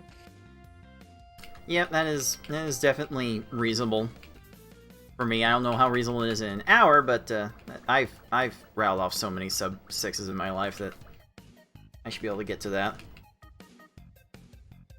And like you said, a lot of this is, it's not about can you get to it. It's about can you get to it in an hour, which surprisingly for me, I've gotten some good qualifying runs. In the past, I have to play an obscene amount of time to get some reasonable qualifying times. So, I'm glad it's worked that way for me so far. All right, 605 for Beefin leaving Hookbill. So this is definitely in reach to get an improvement here. Let's see what Plant does. Ty, by the way, sticking with V-Hard, seeing if he can improve here. Some more. Nice drop-in 5 combo there from Beefin. Another one. Oh, he tried so hard to bring that tile over, and he just kept miss-swapping and getting different ones. Quick clear 16, 635 from Beefin. There's another improvement.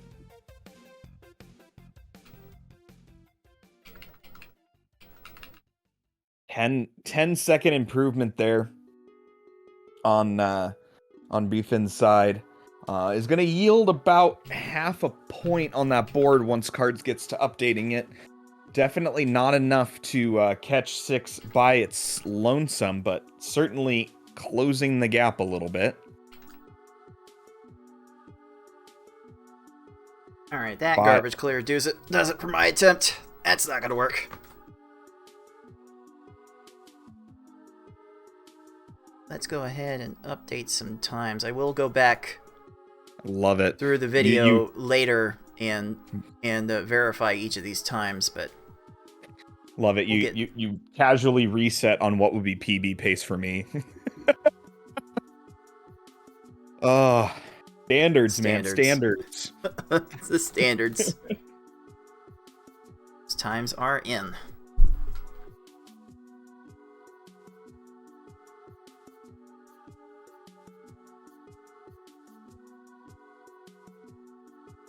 By the way, if anyone is dropping in a little bit later in the middle of the session and you afraid of missing out on too much of this, we will be uploading these VODs onto our YouTube channel at the League of Puzzle Speedrunners within a week within the next week. So you'll be able to check in on all of the goodness then. Our head tournament organizer is a crazy person, and he uploads these videos inside of a week, which is just absurd and it's insane. And I think his name's Cards of the Heart. You may be hearing his voice alongside me here while he's running the broadcast, while he verifies all this and then throws it on. So big shout out, big clap for Cards. Thanks for putting everything you do into these, because it's a lot of work. Helping you at what I do behind the scenes, I see a lot of work you put in, and much appreciated. Definitely appreciate the feedback, and always appreciate the feedback, no matter what part of the tournament or events that we are working on. We're always trying to switch things up to make them better. All right, let's take it around the horn. Ty is at Lungefish on a pretty decent time on V-Hard. Cards up there in the top left in Easy Run in Poochie. Blame Poochie for wasting even just a little bit of time right there. With, I don't know, 17 on Poochie might be a reset for you already with your standards. Not quite, I know, I joke. Wonder. And then the Beefin 314 down there in the bottom left corner, another easy reset. Having identified, I mean the Beefin's in the same boat that Cards is. Cards. You two both actually. Easy and V-Hard is your weakest category for points after week 1. So that's certainly something that is proving to be a priority there for Beefin. We'll see how long he sticks with that before he moves over to V-Hard. There's a big chunk improvement to be had there. I mean, an 823 is no... I'm sorry, 857. Looked at the wrong line there. 857 is, that's no slouch of a time, but we know Beefin can improve that a bit. I think he may have a target time in his head for easy and is kind of saying, okay, I'm going to go till I get this target time and switch over. That's kind of how I've operated in the last few of these timed ones. Beefin would have some very high... I imagine Beefin could have some very high standards for those target times, considering that his leaderboard times are all in the top 5 in each individual level. Beefin's a grinder. Like, I've not watched a lot, but I've watched a little bit of some streams. But just watching, I mean, Beefin's got that grind mentality when it comes to these puzzle games of just, I'm gonna go, until I get through, Poochie in a sub, 150 or whatever, and just gets it. Just goes and gets it. It's crazy. Meanwhile, Ty approaching the end here of a run, entering plant in sub 630, definitely on pace to improve. Let's see how these last few stages treat him. Another reset from Beefin, and a heading into Raven for you cards. Oh, come on, Plant. Plant clears on Ty and has some decent setup underneath here to continue it on after that garbage clears out. Okay, got distracted by the second tier and is out of there around 7 minutes. Got about 2:15 to get through Kamek and Bowser. Definitely doable.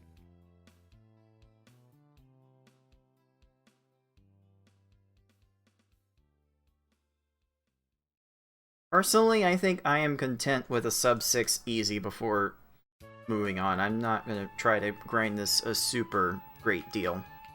That might take a super great amount of time. You'll know. Yeah, easy mode, you'll either get that in the next 2 attempts or you won't get that all day. Like, it just kind of does what it wants. Ty. Okay, he knew what he had for garbage. This might be a crush here on Kamek. No, he doesn't have enough. He's gonna have to wait for the garbage to fully clear all the way down or do the slow raise. There we go. 33 seconds. We take those. Exiting Kamek at 8 minutes. It's all up to whether or not Bowser behaves on this particular run. Odds of that are not great, but we take them.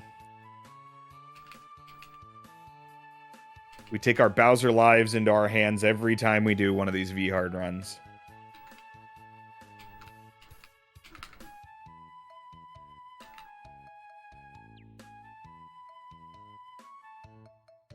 And like I thought, it probably wouldn't take too long. It did not take too long. Beefin moving on to V-Hard, at least for the time being. I did not get a very good opener there on Bowser. Got cleared right away. Got second tier cleared just now. Really needs to put out some garbage here to have a chance to top off. Yeah, a really weak tower with a vertical clear over there on the side. Bowser clears that way down. He's super low. Oh, going 45 seconds on this Bowser. And I think Ty has had Bowser topped off for 2 whole seconds of it at this point. Just, he's not getting what he wants for combos and clears, and now Bowser's chaining. And still chaining. X6, 7, 8, might go for 9 here.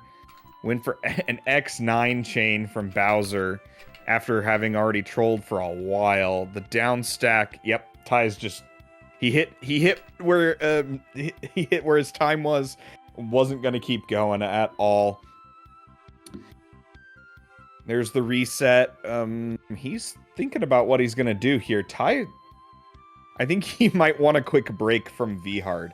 I think, yeah, he took the strat that I did a little bit earlier.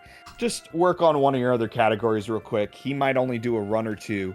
His hard mode is pretty good. Could use some work, and then he may go back to V-Hard.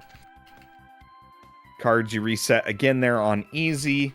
Beefin is just wrapping up a Blarg with a 16. He's leaving Blarg at about 350. So that's a sub 8 pace, assuming a decent-ish cave. So definitely rolling pretty well. That's where we're going to have our eyes for a second here.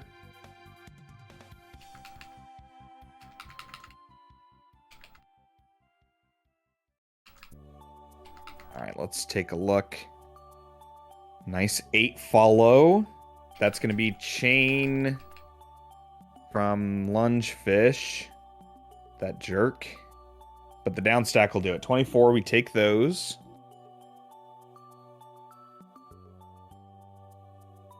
For what it's worth, I did manage to close out an easy run at 6:01, which is not much of an improvement, but again, There we we take go. those. All this V-hard action going on the sides, and you blazed through an easy, and I didn't even notice. 601. Again, we take those.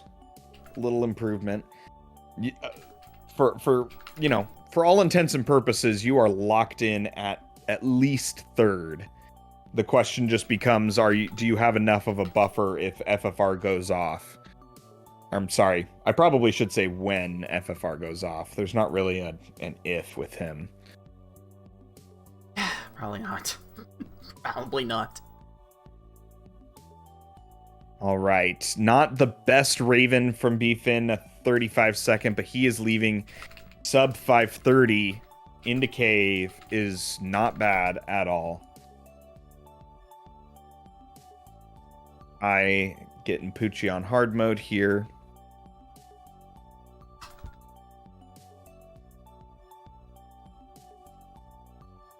Oh, Beefin, wow, barely made that. Doing a lot of just barely getting to some of these extensions. 18-second hook bill from him. The nod, we like those. That was a pretty good attack. Almost no combos in that at all. Had an X4 chain and then followed up with another X4 chain and was just able to top the screen with that. But looking good over here. By the way, I think I spy a gold split over there on Ty's hard mode run, so that's always nice. Take down Poochie in a hurry. All right, Beefin's trying to set up some more chain here. Topped off plant, but just really needs to keep the pressure on because that down stack's coming. Very nice. 26. I don't know that he could have gotten any better with the way that plant played that. We are just under 7 heading into Kamek. This is a fantastic opportunity for Beefin here. And I'm seeing greens and golds for Ty, so that hard mode is playing well, at least for the moment, through Froggy for him as well. Okay, good setup. Nice drop in for the 5 combo. Turn that 5 into an 8. We love to see that. Kamek did not do it. The fist pump and well-deserved 13 Kamek. Let's go. Sub 730 entering Bowser. Come on. Let's do this, Beefin. Let's go. All right, nice 6 into a 4, into a drop-in 5 there. Setting up some more. Turned that chain into a nicely woven in combo chain. Some additional here. Bowser's high with columns. 14, and that is a 754 from Beefin. Yikes! I see gold split. I see blue. I think that's a PB. I need to go pull up the leaderboard and see what his current listed PB is. But that was impressive, and that may deserve a retime. That may be a 753. I think he might have split late on that. Oh my. Okay, he's definitely not running under his standard splits because his PB is a 715, but still a sub 8 in a a timed like this, a pseudo no reset. That's still fantastic. Holy cow, that has overtaken FFR Pro for 3rd place. Oh, I thought I was safe.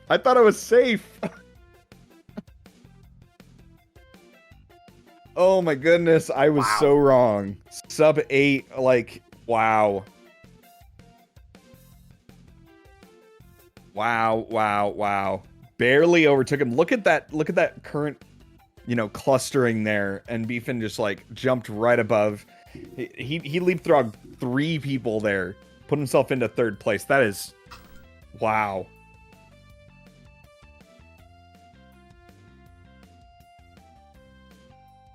That is a time.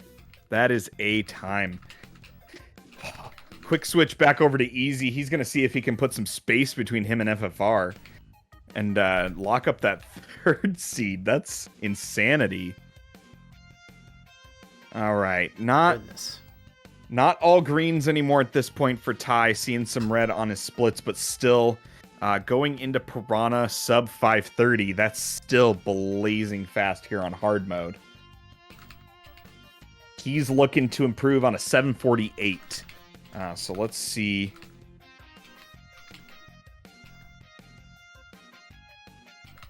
See where this lines up here. Nice 14 on Plant. We got well-deserved fist pumps going on everyone's cameras right now. Oh, you love to see this. Like people just on their own time, in their own comfortable settings, just having all sorts of fun. This is like half the reason I wanted to do qualifying. Why I wanted to do live qualifying for these tournaments, because you get Lag more chain, raw, a lot of combos. You get more raw emotion out of these moments. Ty with the 13. He's ahead of his splits. Oh boy.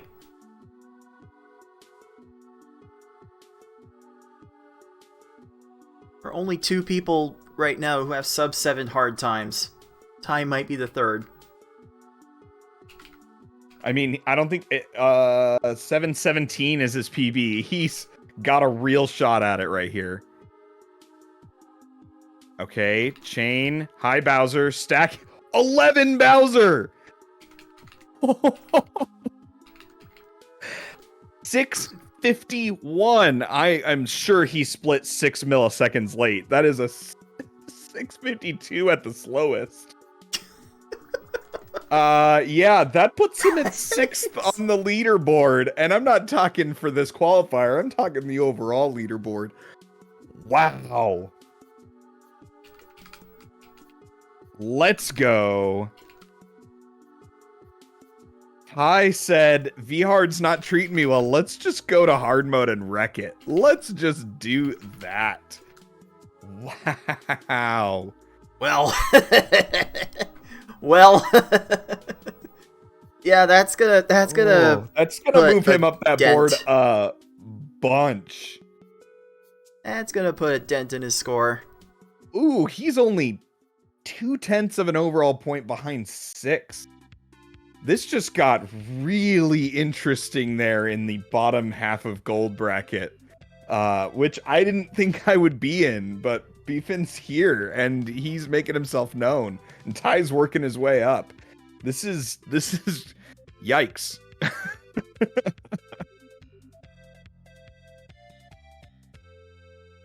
Yikes. That's at least a few. We've seen a fair number of really impressive PBs in these qualifiers already. Like, I think I know I had an easy PB. There's Ty's hard. I think we heard at least 2 or 3 last week, and some normals and hards certainly.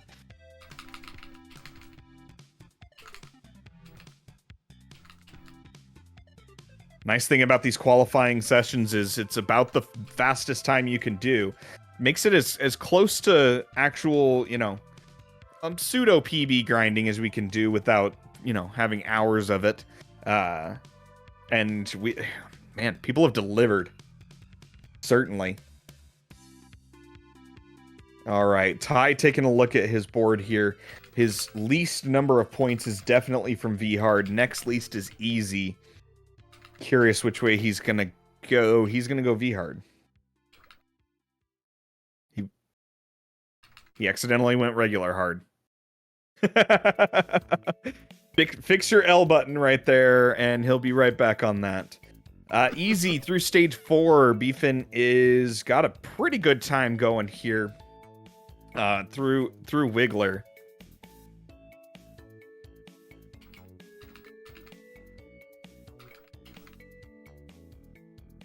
Man, there is a world where I end up as a 6 seed and still avoid what I considered the big 3. And that just makes Beefin all the scarier for me. Indeed. Oh, man. Wow. That's so crowded at the top. Even with this limited amount of time to grind, it's tournaments are so good, man. As it stands right now, it's kind of Yoshi, then the step down, then you cards, then a step down, then 6, 7, 8 people, 9 people, kind of all bunched together. Like, I don't know. It's feeling like a Tour de France finish here, where you just have a couple people out in front and then a big old peloton of people all showing up at the same time.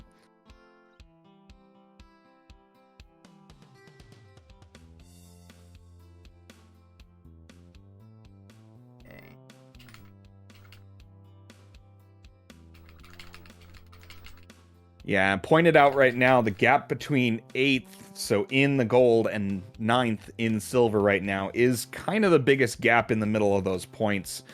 I don't think that's gonna hold. Look at our 9 Lunar, our 10 Tay, our 11 Mike, our 12 I Like Being Smart, and our 13 Zep. None of them have played their week 2 quals. There's going to be some big improvements there too. All of them are playing tomorrow, by the way. Those wondering about scheduling. There's going to be some good action there, too, as I am sure this leaderboard is not even close to the final seedings. Beefin looking to extend some lead between him and FFR, who also plays tomorrow. Certainly has a chance to move that up. Corey's definitely got a chance to move up. Lunar, Mike, Smart, Zep, all definitely going to be fighting and brawling for that 7-8 kind of placement. And Tay has the potential to, end up a top 4 seed if he's on when he plays. He's got that top end speed when he's got it. Reset there from Ty. Beefing at Hookbill easy around 5:10. That's certainly threatening to improve that time.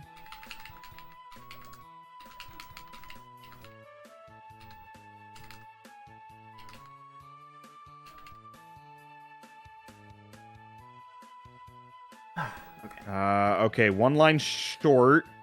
Follows up with a nice little 8 combo there. That's still going to be one line short. And cleared on. Might still be able to improve time here depending on how this falls, and a good plant.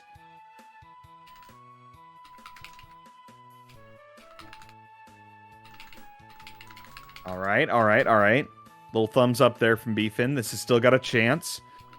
We're leaving Hookbill at about 6. He's got to have a 6:35 would be what he's aiming to improve upon. So 15 second or so or less plant. If my math is right, which it probably isn't. Okay, X5 chain with combos wrapped in. Follow-up combos ready to go. Did not top off. Immediately throwing some more at this. Got cleared on.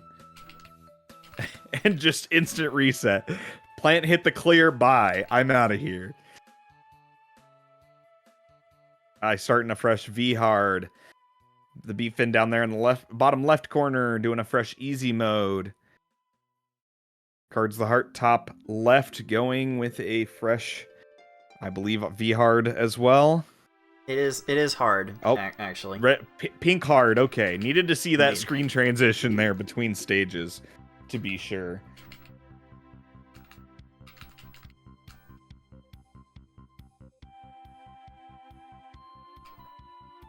I think my reasonable chances of getting a better easy time have effectively dwindled too little for me to improve further. Yeah, 601 is solid. That's the tied for second best time of all the qualifiers, only Yoshi has a sub 6, so.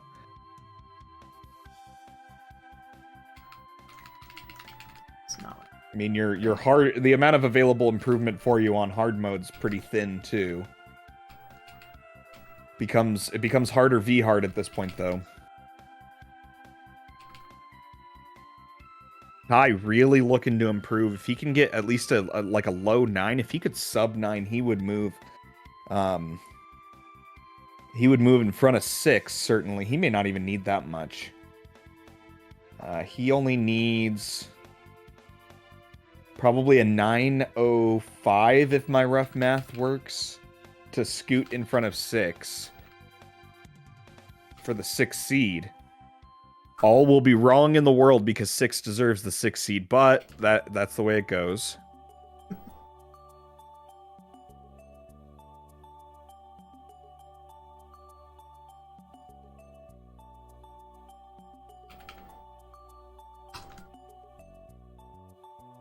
All right, nice little setup there from B-Fin. Not enough to top, though. Going real quick to the follow-up. Get a lot of garbage followed up.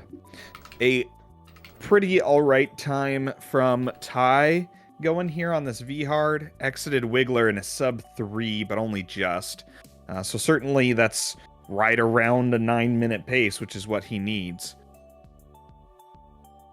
Cards are switching back over to easy for at least one.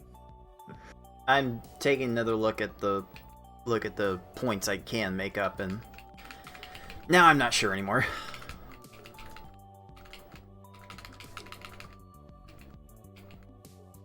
Yeah, are you more likely to get 2 or 3 more seconds on easy or 2 or 3 more seconds on V-Hard, already having a sub 8?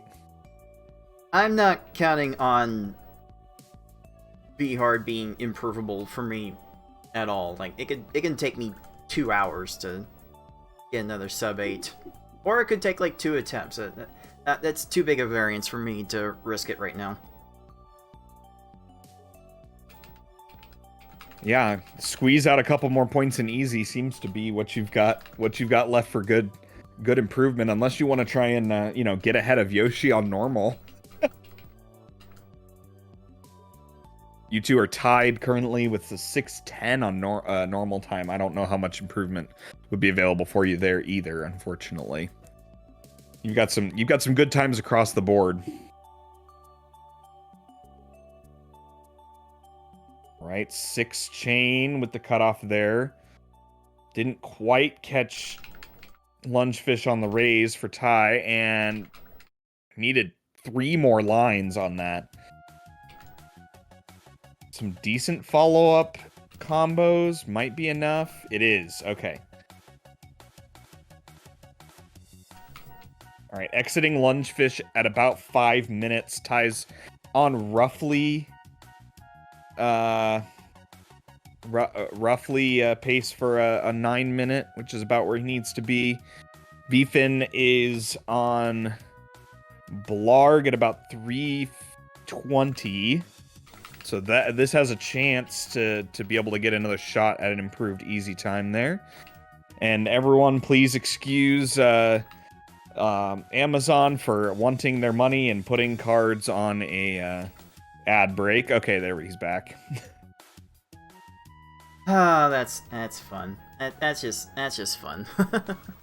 those jerks up at Amazon deciding to put ads on non-monetized channels.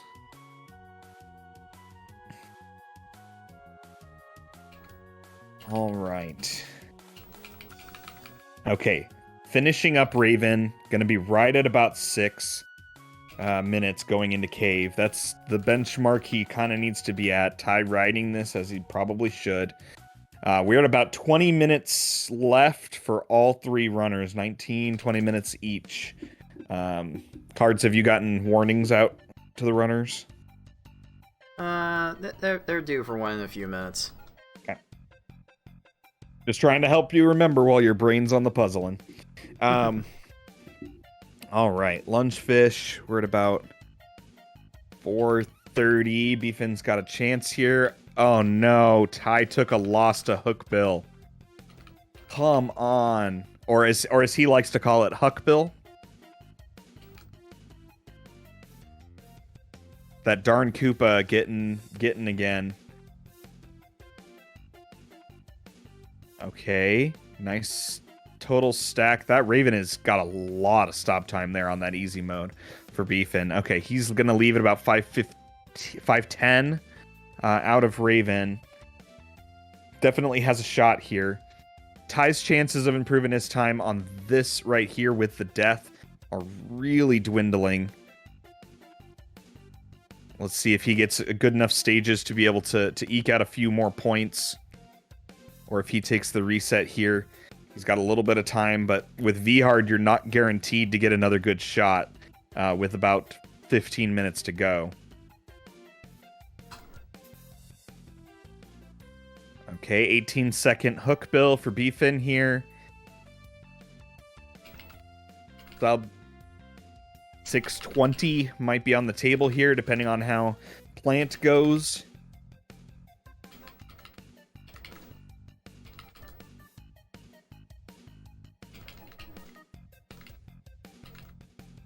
All right, that open did not go the way he wanted to, but quickly drilling back down and putting his attack back together again. Not enough. Definitely didn't continue the chain like he wanted to. All right, combo spam. Combo spam is good. Fill the screen. He's still a line short, though. Okay, he got it 24. Okay, 625. Definitely could have gotten a little bit better on that plant, but you take those. You definitely take that improvement. All right, Kamek down for Ty. And we're at about 840-ish going into Bowser. This has a chance. In spite of the Hookbill death, this has a chance to be an improvement here as well.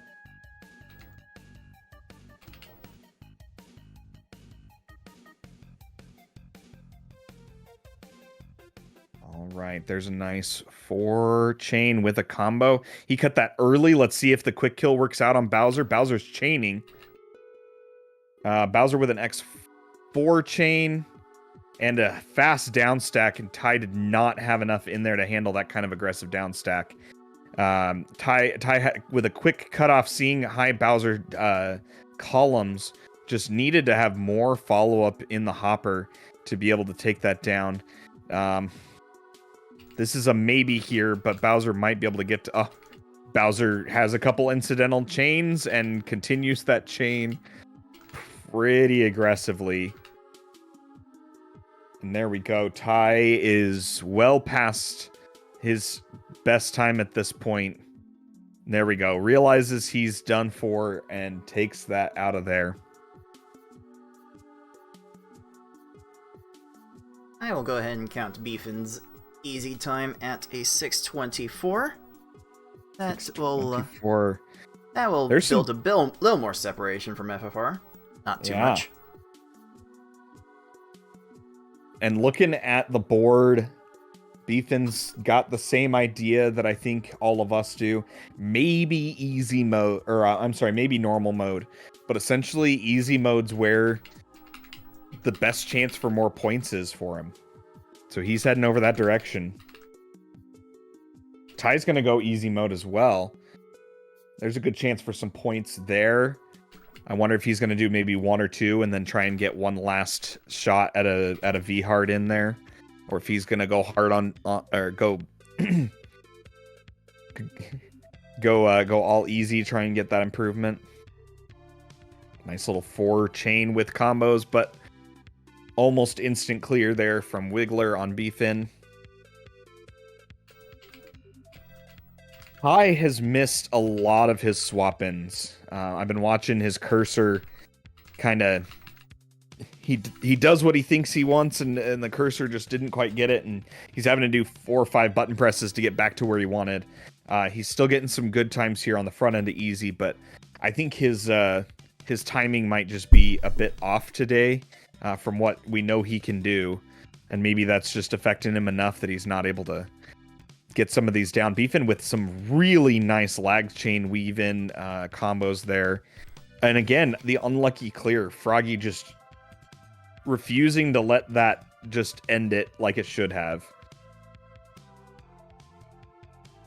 Beefin taking the extra time to turn that into a 9. Meanwhile, Froggy going all the way to 29 on a single clear.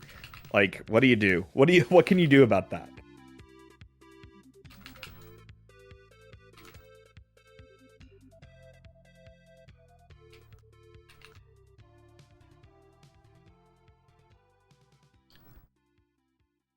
All right.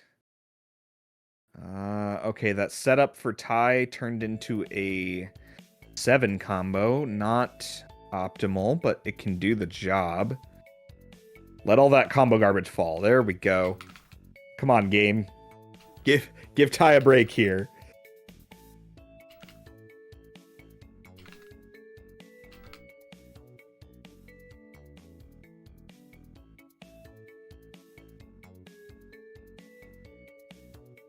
All right, Beefin getting another setup over here, trying to get weave in some combos into his chains. A little bit of an incidental clear, didn't let him do what he wanted, but fantastic little recovery.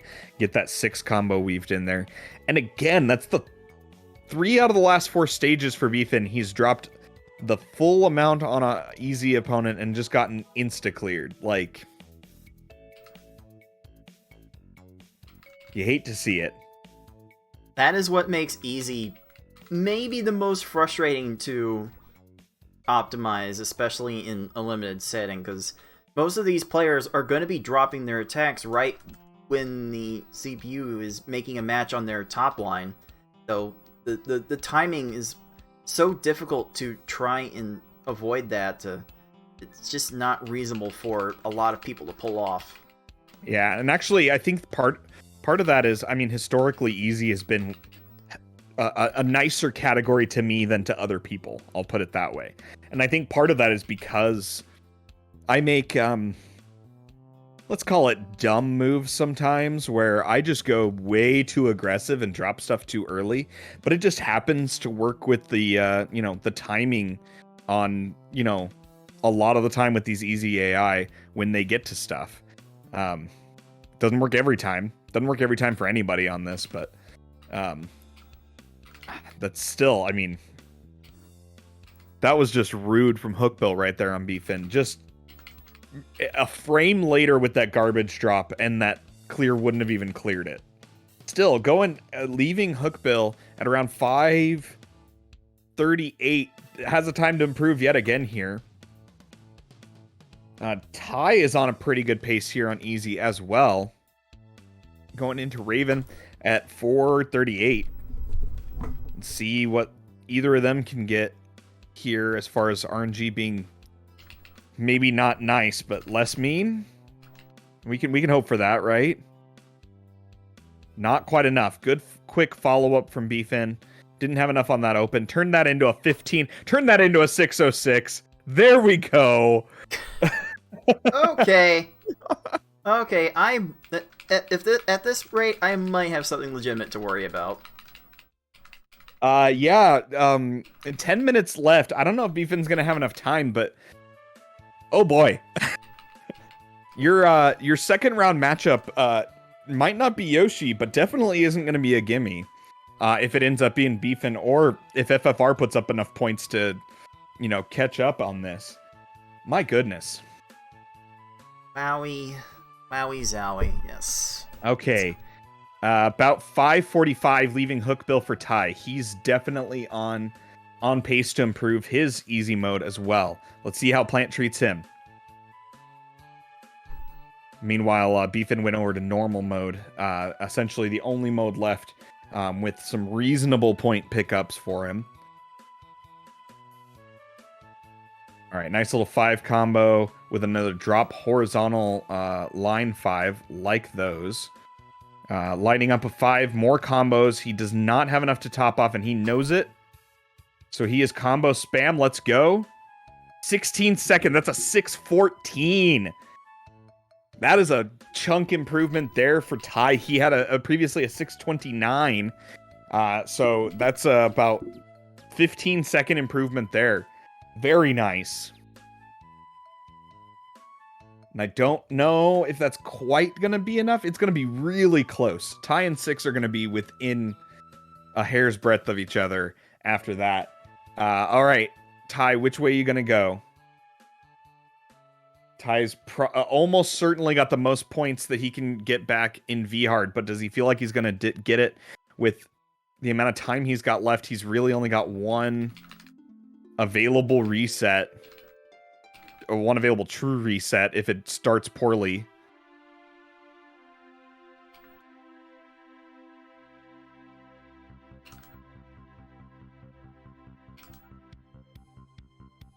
The Beefin over here resetting didn't really like how that normal mode started shaking out, so gonna go that direction. Oh yeah, Ty actually a bit farther ahead of 6 than I expected. For that point difference, my mental math didn't quite add up, but yeah, Ty threatening me for the 5 seed right now if he can get an even halfway decent for his standards V-Hard. Let's see if he can get it to shake loose here.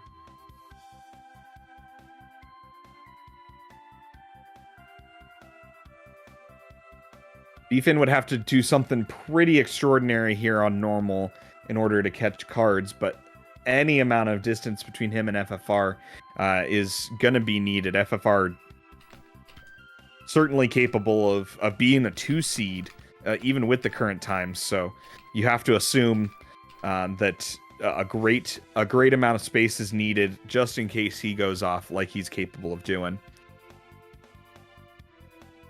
In V-Hard here, I wonder how quick his reset trigger is going to be. With as little time as he has, he does not have enough time on the clock to finish a run and then start another. So once he commits, he's committed. Okay, that was probably a good reset there.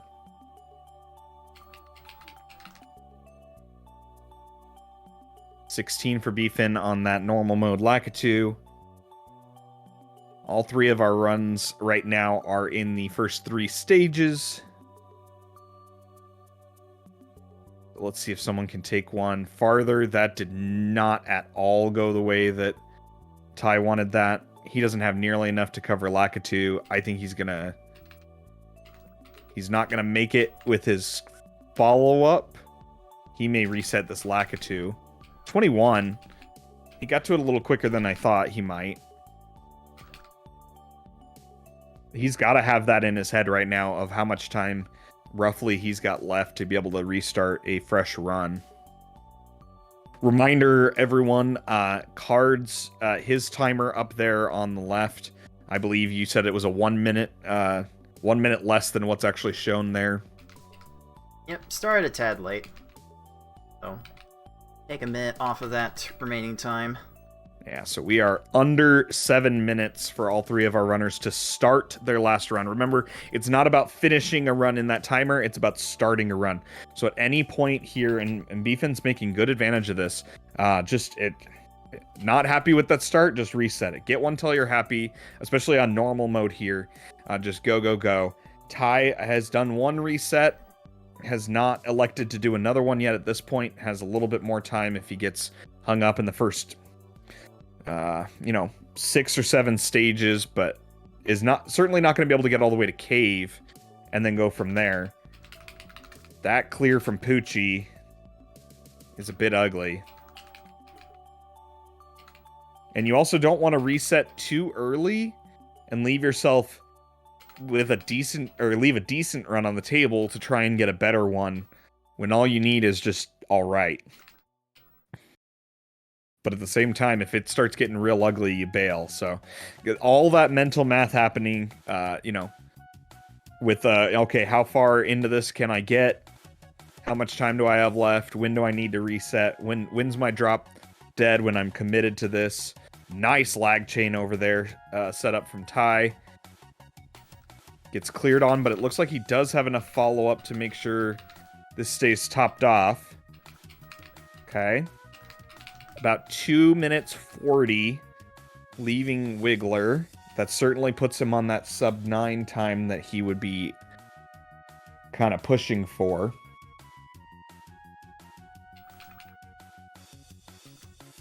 All right, doing some quick math here. Ty needs about 50 points. Oh no, about 90 points. 92 points. See what that would take in order to overtake me for that 5.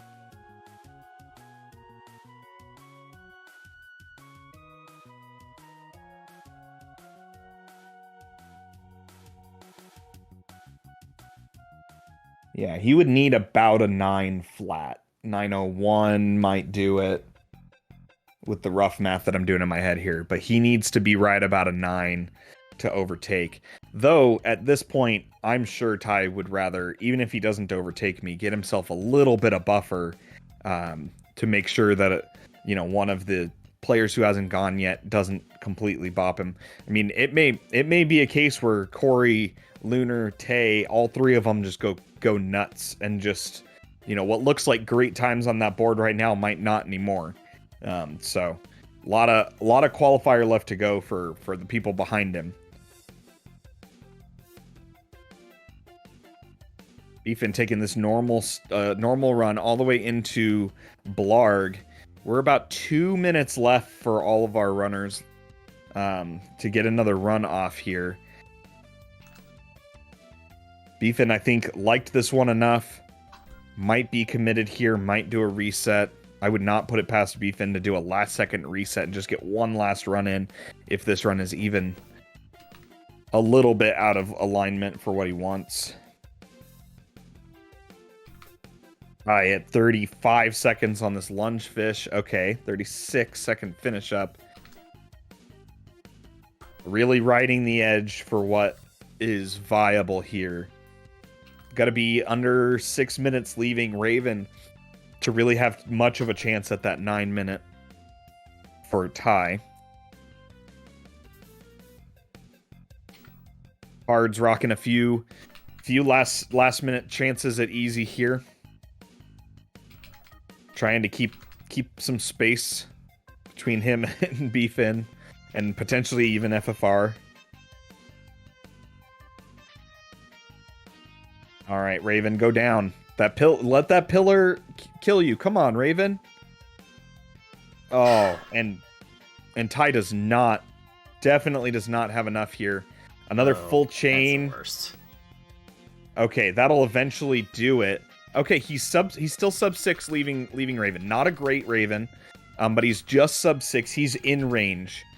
And we are sub 5, maybe sub 4:45 for Beefin, leaving Raven on his normal run. I think both of these runs are what's going to get carried unless Ty opts for a last-second reset here. Under a minute for both for this to be confirmed as their last run.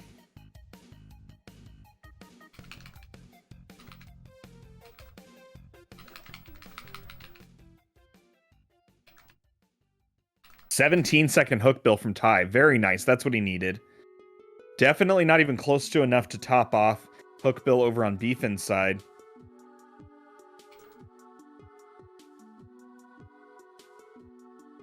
Beefin with another clear.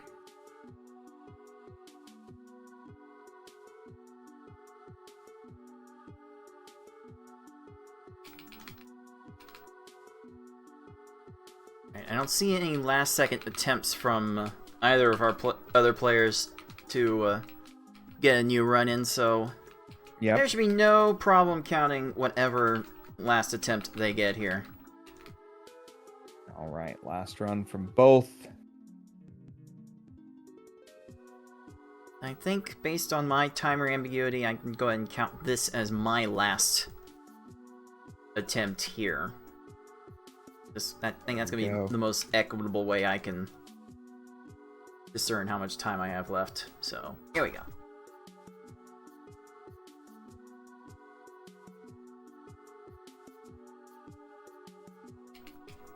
All right, getting close to finishing up for Beefin over here. That 644 is going to be a real tough ask, but a really good Bowser might do it. Or, I'm sorry, Kamek. Meanwhile, Kamek over there on Ty's side just will not go down. Gonna be chaining here. This is gonna get ugly. Kamek jail is coming for Ty. All right, and no improvement there from Beefin. Finishes out at a 650. Very solid finish. Not quite an improvement, though, but you like to finish on a strong run. Ty finished up Kamek there. All right, we're at about 8:25 starting Bowser. So a good Bowser is a great time for Ty, but this is not a given. Okay, he takes a second to set up what he needs. Gonna drop a few chains in here. He dropped that chain real early. Let's see if the quick kill happens. Bowser on an X7 chain, X8 chain, X9. Bowser's gonna have a clear and be able to clear that out. Okay. Let's see what Bowser looks at. Bowser's probably gonna look second tier, and he's got a couple options immediately there. Yep, and he's gonna grab them. Bowser's just hanging out for a second there. Okay, I don't know how he got to that. That stop time should not have been enough, but he got there. Curse you, V-Hard Bowser. Come on. Literally sitting there with his cursor up on the second tier. Didn't move at all until, like, absolutely the last moment. And there it is. Bowser jail went over a minute, and Ty is not going to get the improvement looking for there. Really good showing from our runners. Fantastic showing from Beefin, jumping all the way up into third seed. Ty getting some of that improvement. A little bit on V-Hard, a little bit of improvement there on Easy as well. Put him into the 6th seed. Cards looking to hopefully, maybe get a little bit better there on that Easy with FFR still to go tomorrow. As he's finishing up, just as a little bit of a roundup, because we're doing the last runs of the day today. A note coming down from the top. Yoshi is locked in. Cards has one more easy run here.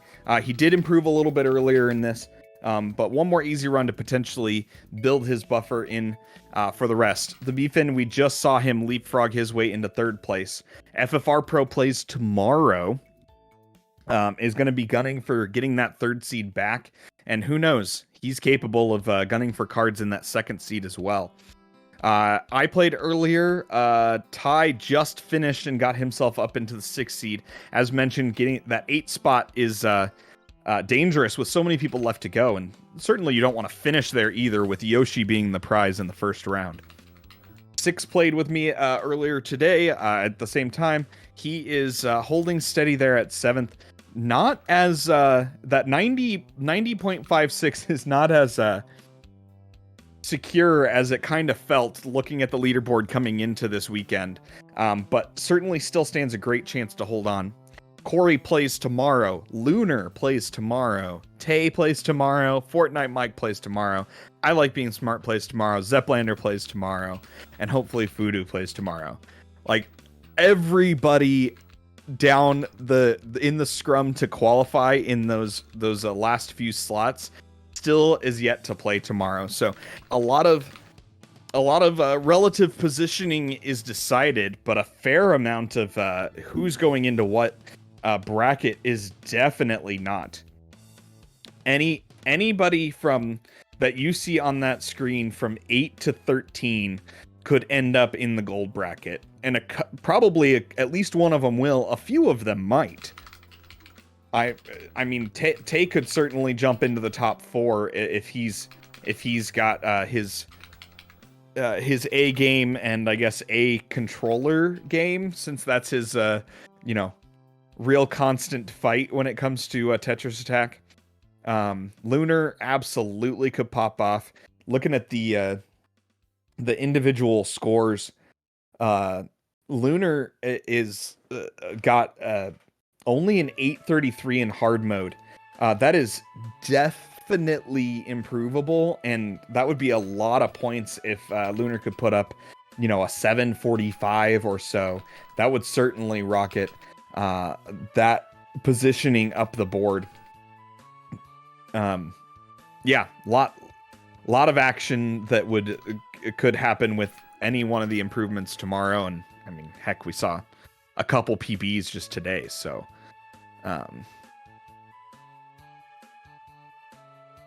okay.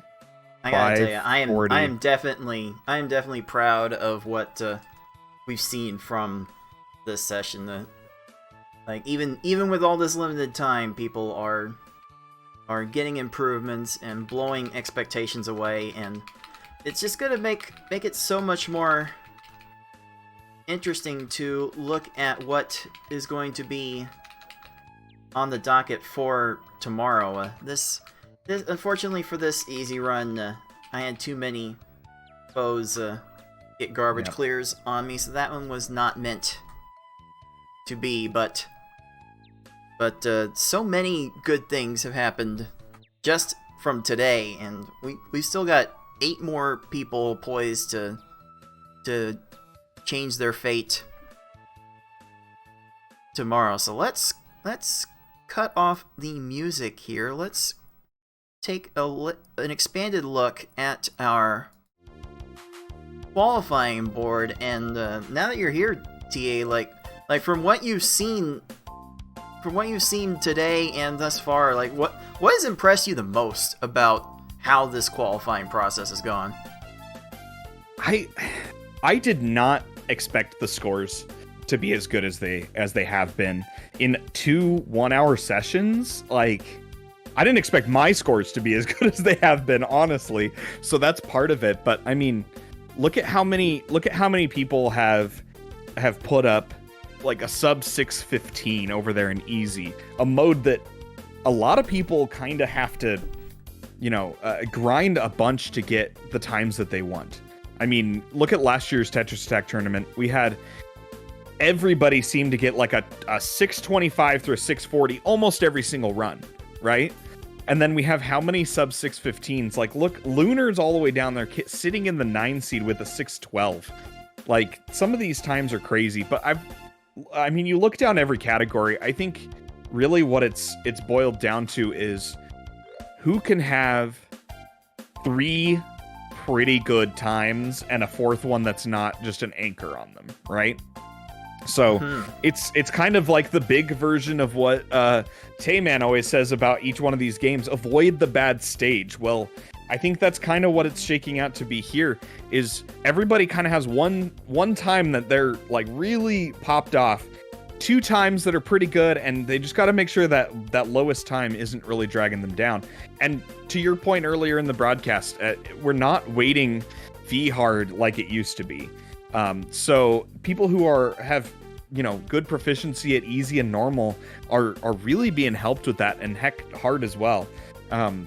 There's a lot more to be said for putting up a pretty good V hard time and then really hitting those other 3 categories hard.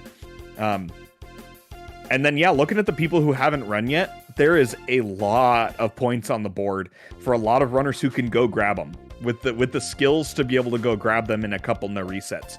I hope that we have, say a Corey and a Lunar come in with like 2 categories in mind and just hit those hard and really get some improvements in those, because that's kind of shown, at least today, with the couple people who've run, where some of the best improvements come from.